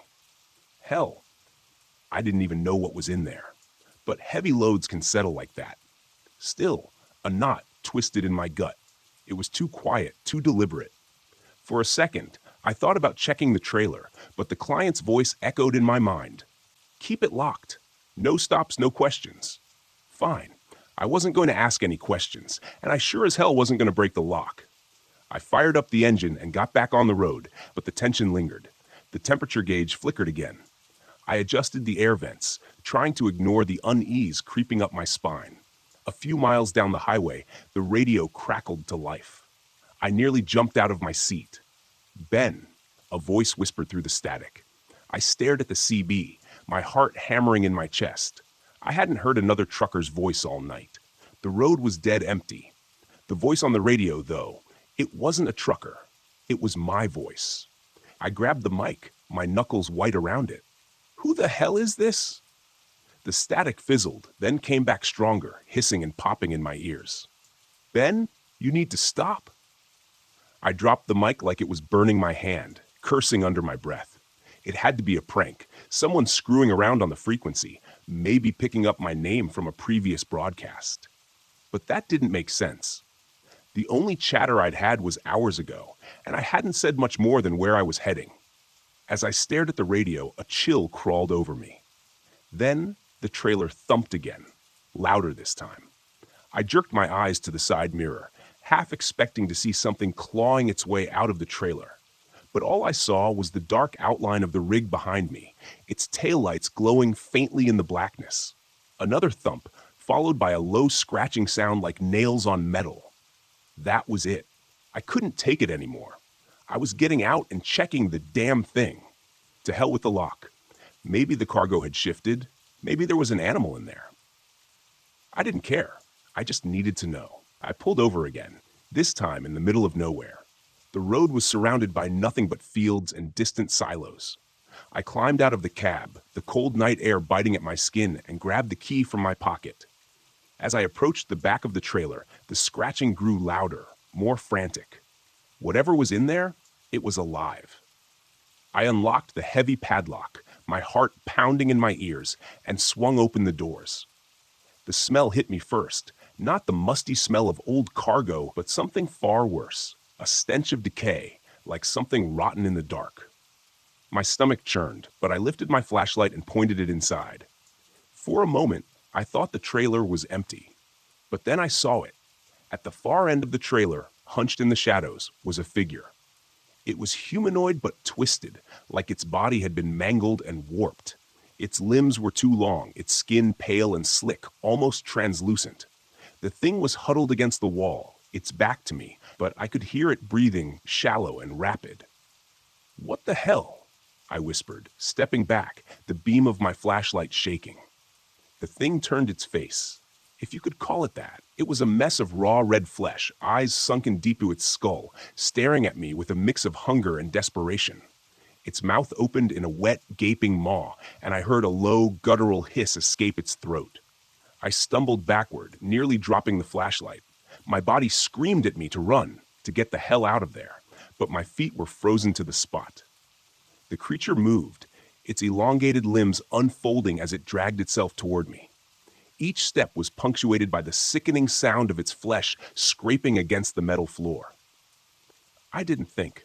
I just slammed the trailer door shut and fumbled with the lock. My fingers trembled so hard I could barely get it secured. The thing inside let out a shriek. A sound so unnatural, so piercing, it felt like it was burrowing into my skull. I stumbled back to the cab, my legs shaking beneath me, and jumped inside, slamming the door shut behind me. For a moment, I just sat there, my breath coming in ragged gasps. What the hell had I just seen? What had they put in my truck? I knew I couldn't stay parked on the side of the road, not with whatever that thing was still inside. I had to move, get away from here. But I also knew I couldn't drive that thing to Salt Lake. No way. Whatever was in the back of my trailer, it wasn't going to make it to its destination. I grabbed the CB mic again, my hand shaking. This is Ben Grady. I hesitated, glancing in the side mirror, half expecting to see the creature clawing its way out. I need help. There's something in my trailer. Static. Then, through the crackling noise, I heard it again. Ben, you need to stop. My voice, clearer this time, like it was coming from right beside me. I slammed the mic down, shifting into gear and pulling back onto the road. I didn't know where I was going anymore. Just away. Away from that thing, away from whatever nightmare I'd gotten myself into. As I sped down the highway, the temperature gauge flickered again, this time dropping into the red. The cab grew colder. My breath was visible in the air, and I could hear the trailer groaning behind me. The thing inside was still moving, still scratching, trying to get out. The radio crackled one last time. Ben, it's too late. I glanced at the dashboard. Every light was blinking. The engine sputtered as the temperature dropped even lower. I could feel the rig slowing, like the weight of the trailer was dragging it down, like whatever was inside was getting heavier by the second. And then the truck stopped dead in the middle of the highway. The engine cut out. The lights flickered before plunging me into complete darkness. I didn't move. I didn't breathe. The only sound was the soft, steady scratching from the trailer behind me. The door handle rattled. Something pressed against the cab from the outside, its weight heavy enough to rock the truck. I didn't turn. I didn't want to see what was trying to get in, but I knew it wouldn't be long before the door opened. That's the last I remember. When they found me the next morning, the rig was empty. No sign of the trailer. No sign of the cargo. Just me, sitting in the cab, frozen stiff, my breath still fogging in the cold morning air. I never asked what happened to the trailer. Some things are better left locked away.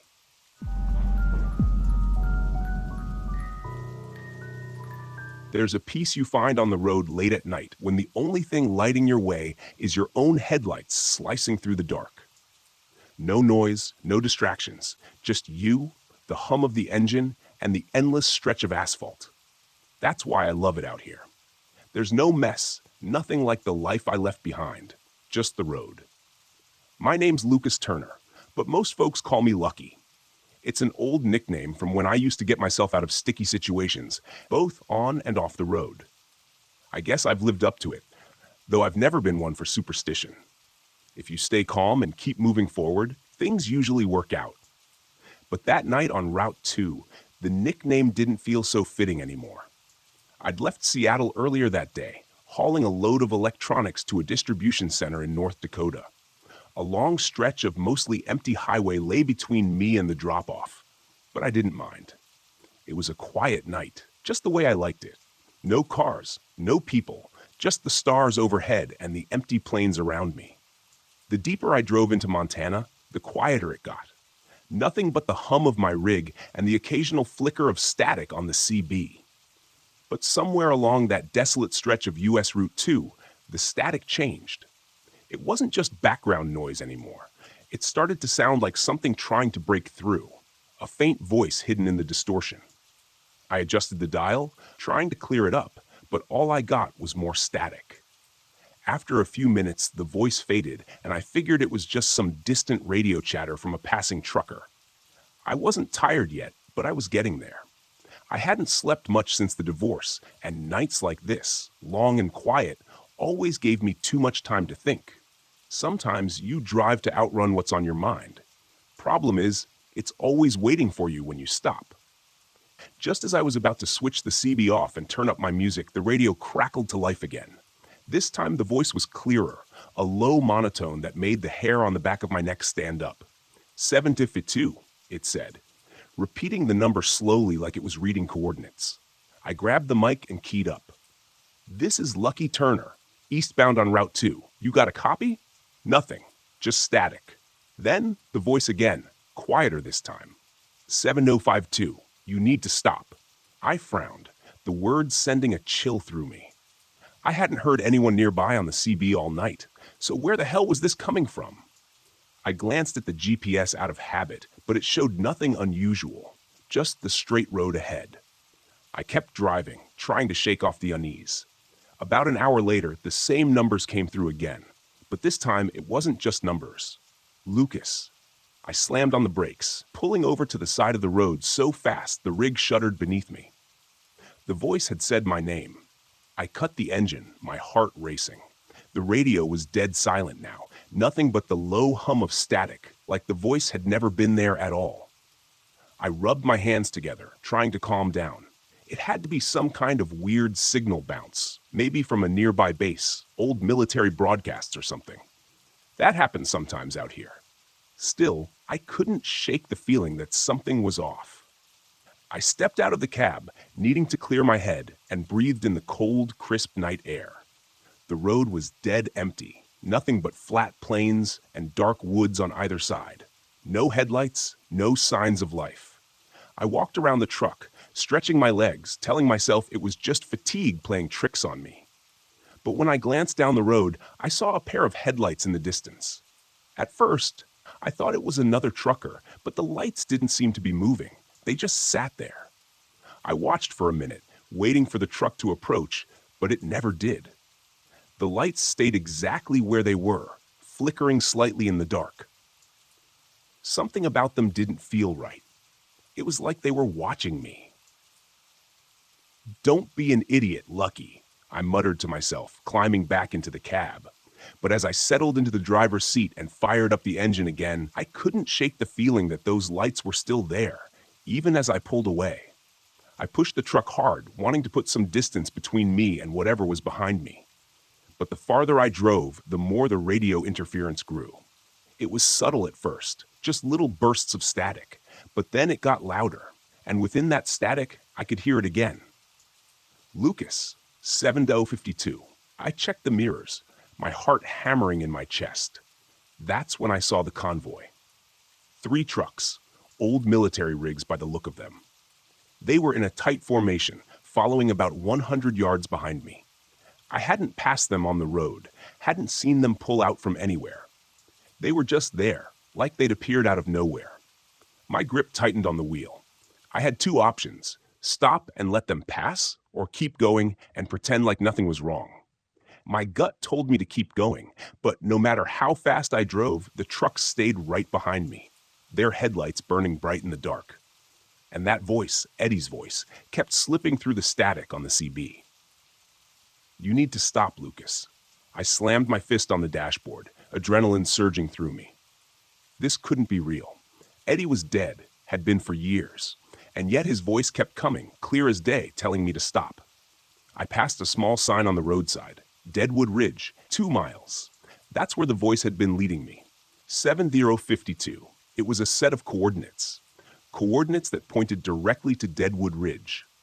I didn't want to go there. Every instinct screamed at me to keep moving, to get as far away as possible. But the voice, Eddie's voice, had a pull I couldn't shake. Something was waiting for me there. Something I had to face. When the turnoff for Deadwood Ridge appeared, my hands moved before my mind could catch up. I took the exit. The old narrow road wound through thick trees, and as soon as I turned, the convoy behind me vanished. Just like that. Gone. The road twisted and turned, narrowing with every mile, until I came to an old gate, rusted, broken, hanging off its hinges. Beyond it, hidden in the woods, I could see the remains of an old military base, abandoned, decaying, like something out of a nightmare. I cut the engine and stepped out into the cold, my breath fogging in the air. The place was silent. The only sound was the wind whistling through the trees. My gut told me to leave, but my feet kept moving, pulling me toward the base. Inside the fence, I found an old radio tower. Its rusted skeleton still stood against the night sky. At the base of the tower, there was a small building, just a single room, the door hanging open. I stepped inside, my boots crunching on the broken concrete, and that's when I saw it. An old military radio, still running, its dials glowing faintly in the dark. The static from the CB was coming from here, filling the room with that same eerie hum I'd heard on the road. And then, from the radio, Eddie's voice again. "Lucas, it's time to stop." The temperature dropped sharply, and I felt something behind me, something watching. I turned, and there he was, Eddie, standing in the doorway, just as he had been the day he died. His eyes were hollow, his face pale, his expression blank. I froze, my heart pounding in my chest. Eddie? He didn't respond, just stared at me, unmoving. "I'm sorry," I whispered, the words choking out of me. "I should have been there. I should have." Eddie's face twisted. His mouth opened in a silent scream, and suddenly the radio exploded in a burst of static. The air around me felt heavy, like it was pressing down on my chest, and I staggered back, my pulse racing. "Lucas!" Eddie's voice rasped from the radio, distorted and wrong. "Stop now." The lights in the building flickered, and for a moment, everything went black. When they came back on, Eddie was gone. The radio was silent. I didn't wait for an explanation. I bolted out of the building, ran back to the truck, and peeled out of there as fast as I could. The engine roared as I tore down the road. I didn't look back, didn't check the mirrors. I just drove. When I finally got back on Route 2, the radio was silent. No static, no voices, just the empty road and the stars overhead. I never did figure out what happened that night. Maybe it was exhaustion. Maybe it was something else. But I know one thing. I don't drive that stretch of road anymore. Whatever was out there, whatever was calling me to that place, it's something best left alone. Some things, once you hear them, never stop echoing.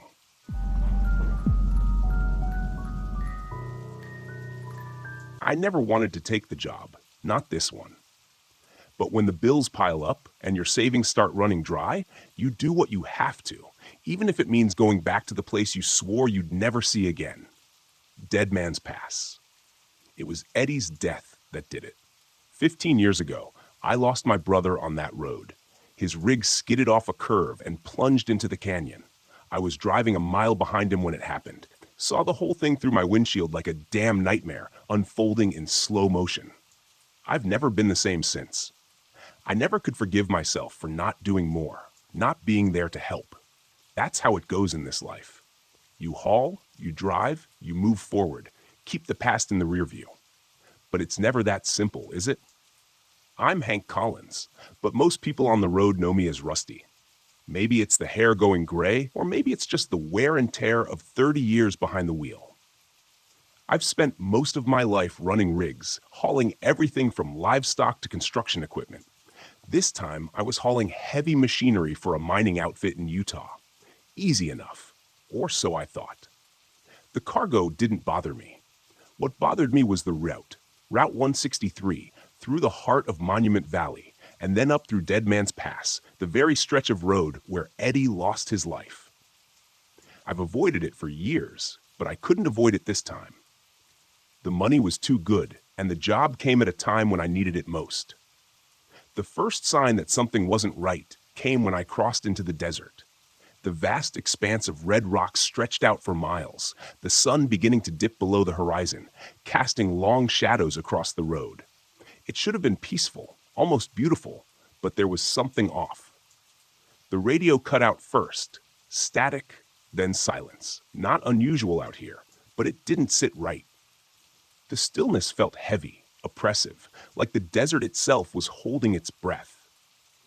As the sun slipped away completely, I noticed a pair of headlights in my rearview mirror. At first, I didn't think much of it. Probably another trucker making the same route. But as the miles passed, those headlights didn't get closer. They stayed there, far back but steady, like whoever it was didn't intend to pass or fall behind, just keeping pace. I tried to shake it off, focusing on the road ahead. The canyon walls began to rise on either side of me, the road narrowing as I approached Dead Man's Pass. My hands tightened on the wheel, the familiar knot of tension growing in my chest. The road was winding, dangerous, with steep cliffs on one side and jagged rock on the other.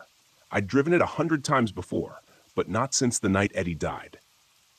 As I climbed higher, the truck started to act up. First, it was the brakes. They began to make a grinding noise that sent vibrations up through the cab. They were new, serviced just a week ago, no reason they should be failing. Then the engine sputtered, just once, but enough to make my heart jump. "Come on, Rusty," I muttered to myself. "Just keep moving, 1 mile at a time." But the truck didn't listen. The headlights behind me were still there, never getting any closer, never fading away. Something about it gnawed at me, a slow realization creeping in. I knew that truck. It was Eddie's. It couldn't be. Of course, Eddie's truck was a wreck at the bottom of the canyon, rusted and forgotten. But the make, the model, even the busted left headlight, it was all the same. And it was following me. I turned up the CB, hoping for some noise to drown out my thoughts, but all I got was static. My hands were sweating now, the wheel slick beneath my fingers. The canyon walls seemed to press in tighter as I reached the most dangerous curve, the very spot where Eddie went over the edge.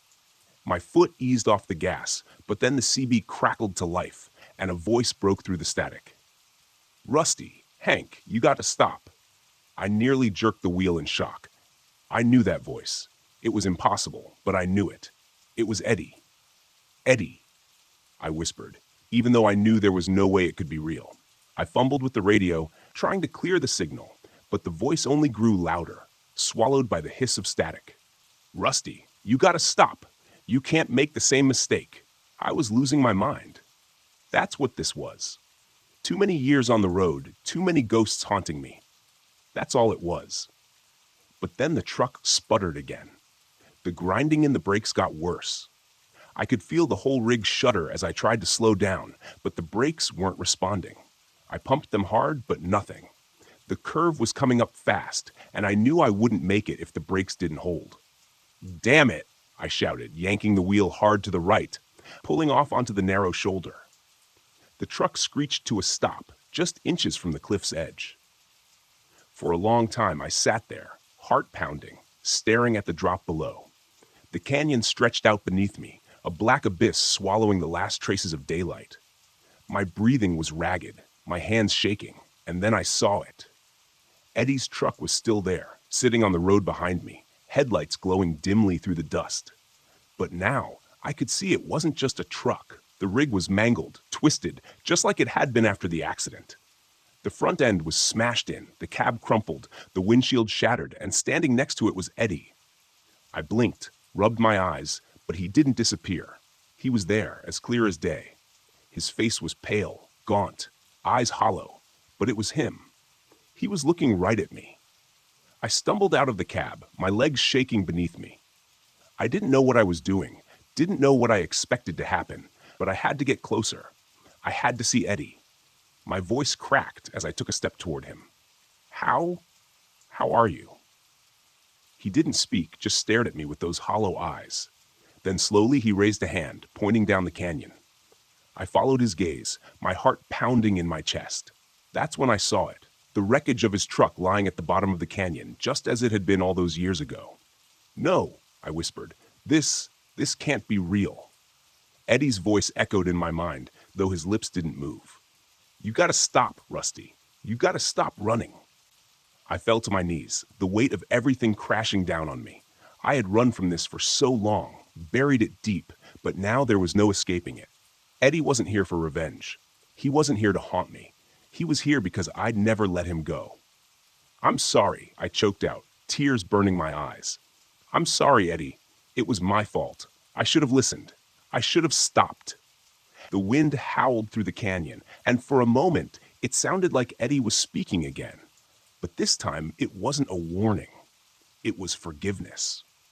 "I never blamed you, Rusty," his voice whispered softer now, like it was being carried away by the wind. "But you got to forgive yourself." The headlights of Eddie's truck flickered once, then went out. The figure standing beside it began to fade, dissolving into the dust and shadows of the canyon. And then he was gone. I sat there on the edge of the road, staring down into the canyon where my brother's truck had fallen. The air was still, the only sound the soft hum of the desert wind. I didn't know how long I sat there, but when I finally got to my feet, something had shifted inside me. The guilt was still there, but it wasn't crushing me anymore. It wasn't tearing me apart from the inside. I could breathe again. I climbed back into the cab and started the engine.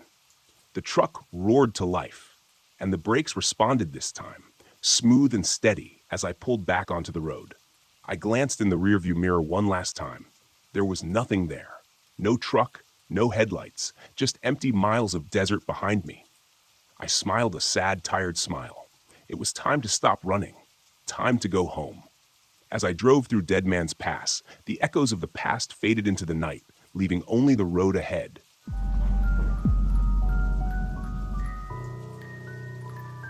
I wasn't afraid of being alone.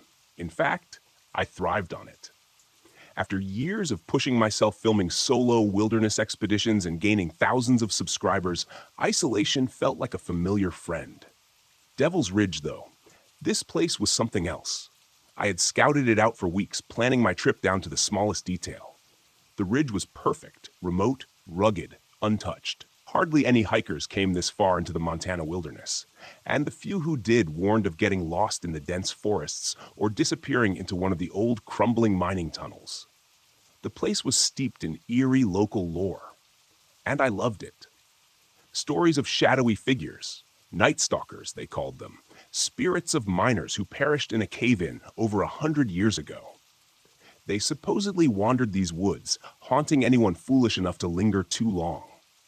It was exactly the kind of place I could milk for my survival blog. Spooky, remote, and dripping with atmosphere. My audience would eat it up. I parked the RV in a small clearing nestled against a cliffside, setting up camp as the sun dipped below the horizon. The towering pines cast long shadows across the forest floor, and the sound of the wind through the trees was strangely muted. There was no birdsong, no rustling of small animals, just the breeze and the soft creak of old branches swaying. Max, my drone, hovered above the trees, capturing the stunning panoramic views. I had just set it to autopilot to get some shots of the surrounding cliffs when the feed cut out, static flooding my screen. "What the hell?" I muttered, tapping the screen in frustration. I brought the drone back, its footage corrupted with strange, distorted images. Warped figures flickering in and out of focus, standing just at the edge of the tree line. I chalked it up to a malfunction. After all, I was miles from civilization, and the signal could have been weak. But still, a part of me couldn't shake the feeling that the footage was wrong. Shrugging it off, I stored Max for the night and started a fire, settling in for what I hoped would be an uneventful evening. As I recorded my thoughts for the day, I decided to throw in a few words about the local legend, something to spice up the narrative for my viewers. "They call them the Nightstalkers," I said into the camera, my face illuminated by the glow of the flames. "Spirits of miners who died in these hills, lost to the darkness. But I'm not worried, just a bunch of ghost stories, right?" I grinned, more to convince myself than anyone else. The first real sign of trouble came the second night. I was reviewing the footage I had shot earlier in the day when I heard a soft sound outside the RV. At first, I thought it was the wind, just the trees shifting. But then it came again, low and rhythmic, like tapping. Max growled low in his corner, his eyes fixed on the door. I froze, listening. The tapping grew louder, almost insistent, like someone or something was circling the RV, knocking softly against the metal. The hair on the back of my neck stood up. I grabbed my flashlight, flicking it on and swinging the beam toward the door. "All right, whoever's out there, you're not scaring me," I said, trying to keep my voice steady. Silence. I stood there holding my breath, waiting for something, anything to happen. After a few long moments, I convinced myself it was just a branch or something scraping against the side of the RV.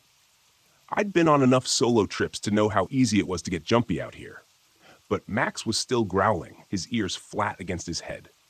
He wasn't convinced. Neither was I, if I'm honest. The next day, I decided to do a bit more exploring. The cliffs were full of old mining tunnels, most of them sealed up decades ago. I found one near the base of the ridge, its entrance boarded up with rotten planks. Curiosity got the better of me, and I pried a few loose slipping through the narrow gap. The tunnel was dark and smelled like damp earth. My flashlight flickered as I moved deeper inside, casting eerie shadows against the jagged walls. Strange symbols were etched into the rock, crudely drawn, unfamiliar shapes that seemed to spiral in on themselves. I felt a sudden chill, and a soft sound echoed through the tunnel, like footsteps on loose gravel. I froze, shining my light down the passage. Nothing. Still, something about the place felt wrong. I backed out quickly, breathing a sigh of relief as I stepped back into the daylight. As I walked away, I couldn't shake the feeling that I was being watched. That night, the tapping returned. This time, it was louder, more deliberate. I sat in the RV, clutching the flashlight in one hand, the other gripping my camera as I recorded the strange noises. The tapping moved around the RV, slow and methodical, almost as if it was circling me.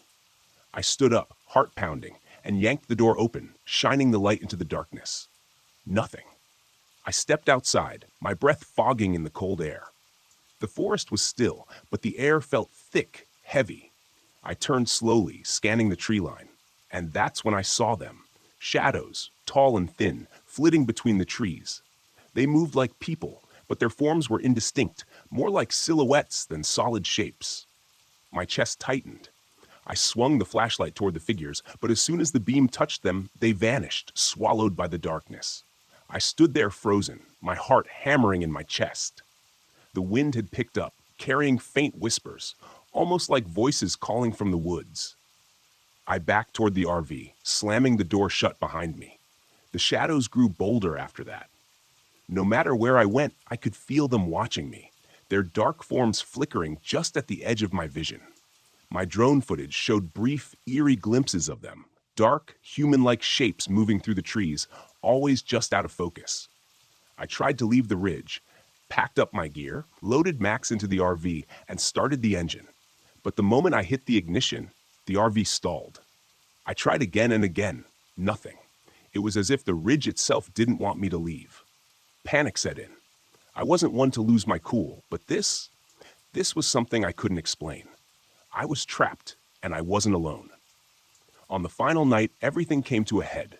I was lying in bed, the RV windows covered, trying to block out the tapping that had returned. Max was huddled in the corner, trembling. The tapping grew louder, more insistent, like something was trying to get in.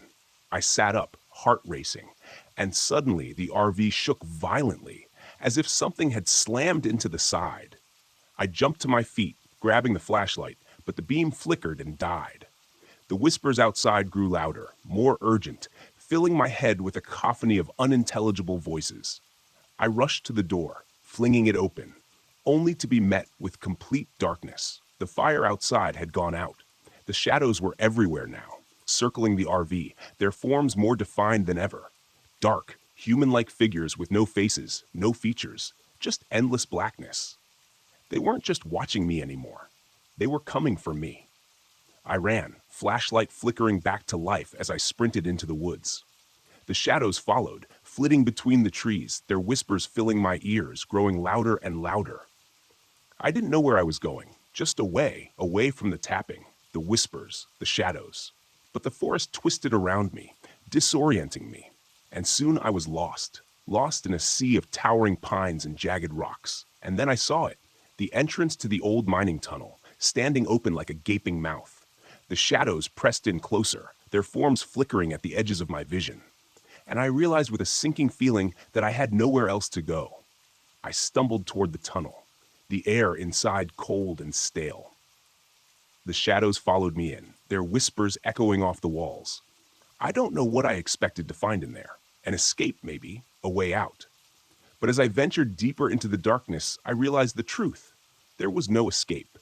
The Nightstalkers weren't just spirits, they were part of this place, tied to the land, the tunnels, the shadows. And now, so was I. The last thing I remember before the darkness swallowed me whole was the sound of tapping. So soft, rhythmic, and endless. Days later, when Ranger Hank found my RV, it was empty. My gear was scattered, my camera still rolling, but I was gone. The footage showed brief glimpses of my final moments. Me running into the forest, the shadows close behind, their forms flickering and twisting in the dark. The last frame caught my face, pale and terrified, standing at the entrance of the tunnel. A silhouette stood behind me, tall, thin, and featureless. The Nightstalkers had found me, and I was never leaving Devil's Ridge.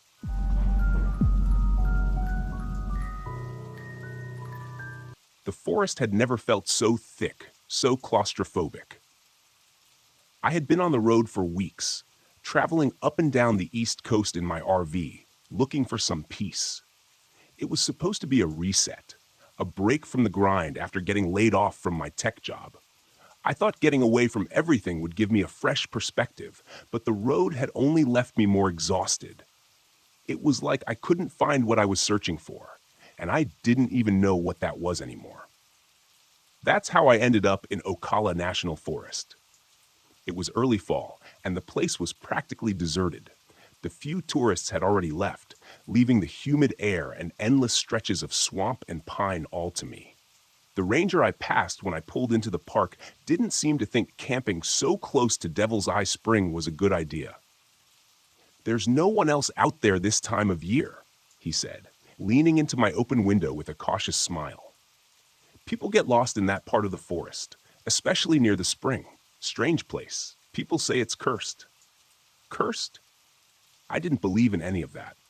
I was here for quiet, not ghost stories. Still, his words stuck with me as I wound down the narrow trail in my RV, finally parking next to the spring. The water was still and black, perfectly round, like the eye of some sleeping giant, with tall cypress trees surrounding it like ancient sentinels. The spot was isolated, just as I wanted. After setting up camp, I sat by the water and tried to take it all in. The only sound was the occasional splash of something in the water. Fish, maybe, or a frog. The heat was oppressive, the kind of sticky warmth that clings to you and makes every movement sluggish. I hadn't realized how worn down I was from weeks of driving, but the moment I sat down, the weight of exhaustion hit me like a brick. It was a heavy kind of tired, the kind that seeps into your bones and makes you want to sleep for days. So that's what I did. I crawled into the RV, lay down on the thin mattress, and passed out. I woke up in the middle of the night, drenched in sweat. The RV was stifling, even with the windows cracked, and my head pounded like I'd been hit with a hammer. I sat up, rubbing my temples, trying to shake off the heaviness in my chest. That's when I noticed something strange. The forest outside was completely silent, not even the usual night sounds of crickets or frogs. It was as if the entire world was holding its breath. I tried to brush it off. Maybe it was just the thick humidity dampening the sound. But then, in the stillness, I heard it. A soft whisper, faint and distant. It was impossible to make out the words, but I knew it was there. My pulse quickened. Who else would be out here in the middle of nowhere? I grabbed a flashlight, threw on my boots, and stepped outside. The air was still, and the beam of my light barely cut through the haze hanging over the spring. Nothing. I circled the RV once, shining the light over the trees, half expecting to catch someone watching me from the darkness, but there was no one. Only the trees looming like shadowy figures in the mist. The whisper came again, this time closer. My skin prickled, and I pointed the flashlight in the direction of the sound. As the beam caught the nearest tree, I froze. There, carved into the bark, was an intricate spiral. It was faint, but I could see the markings etched deep into the wood, swirling inward like some ancient symbol. I hadn't noticed it when I arrived, but now it was unmistakable. "What the hell?" I muttered, running my fingers over the grooves. The texture was rough, jagged, fresh. Whoever had carved it had done it recently. But why? A chill crept down my spine, the kind that sticks with you even in the thick Florida heat. I backed away from the tree and went inside the RV, locking the door behind me. The next morning, I tried to shake it off. Maybe it was a prank or some kind of tribal marking that had been there for years. But something still gnawed at the back of my mind. The whisper I'd heard wasn't a figment of my imagination. I was sure of it. When I stepped outside again, my eyes went straight to the tree. The spiral was still there, mocking me with its perfect precision. I walked a few paces around the campsite, scanning the other trees. That's when I saw it. More spirals. Dozens of them. Carved into trees, rocks, even the dirt near the edge of the spring. It was like they had multiplied overnight. I knelt by one of the carvings in the ground, my fingers trembling as I traced the lines. They were everywhere. My pulse quickened as I stood up, stepping back. I hadn't imagined them. They were real, and there were too many to ignore. I tried to rationalize it. Maybe the ranger had mentioned something about Native American tribes that once lived in the area. These carvings could be remnants of some ancient ritual or custom. But the more I looked at them, the more unsettled I became. I grabbed my phone, hoping to research the symbols, but when I turned it on, the screen flickered and died. I checked the time on my watch. It blinked nonsensically, stuck on 12, no matter how many times I reset it. It wouldn't budge. Time was frozen, just like the forest around me. The air felt heavier as the hours passed, like something was pressing down on me. The whisper returned, no longer distant but close, too close. It followed me wherever I went, slipping in and out of the thick, humid air, just out of reach. I could feel it in my bones. Something was watching me. That night, the dream started. I was lying in the RV, the air thick and suffocating, when I felt it. A presence standing over me, its breath hot against my skin. I tried to move, but I was paralyzed. My limbs refused to cooperate. I could feel its eyes on me, burning into my skull. Then came the whisper, low and guttural, words in a language I couldn't understand, but the intent was clear. I was marked. I woke up gasping, my heart pounding, the sheets soaked in sweat. The RV was stifling again, but I couldn't shake the feeling that I wasn't alone. My eyes darted to the window, half expecting to see something staring back at me. The markings were spreading. They weren't just outside anymore. They were inside the RV, on the walls, on the floor, even on my skin. I tore off my shirt, running to the small mirror by the sink. There, on my chest, was a spiral, faint but unmistakable. My hands trembled as I traced the lines etched into my flesh. My mind raced. The curse, the ranger's warning, it was all real. The whispers were louder now, relentless. They filled my head, demanding my attention. I stumbled out of the RV, gasping for air, trying to escape the suffocation and presence that had followed me. But no matter how far I ran, the whispers followed. I found myself standing at the edge of Devil's Eye Spring, my chest heaving.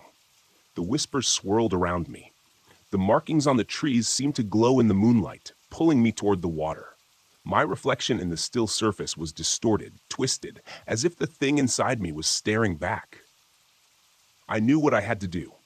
I grabbed a rock, sharp enough to cut, and slashed across the markings on my chest, trying to break the curse. Blood dripped into the water, staining the surface. But the whispers didn't stop. They grew louder, more insistent, as if the forest itself was angry. I fell to my knees, clutching my chest, feeling the burn of the cut mixing with the spiral. I could hear them now. The marked ones, the spirits of those who had come before me, trapped in the same cycle, marked by the same curse. They were waiting for me to join them. I don't remember how I got back to the RV. The next thing I knew, I was driving, the road stretching out in front of me, the forest blurring into the distance. The whispers were gone, but the sense of dread remained, a heavy weight in my chest. I thought I had escaped. I thought the ritual had worked. But when I glanced down at the dashboard, my blood ran cold. There, carved into the plastic, was a small, intricate spiral. I was still marked, and I knew the forest wasn't done with me yet.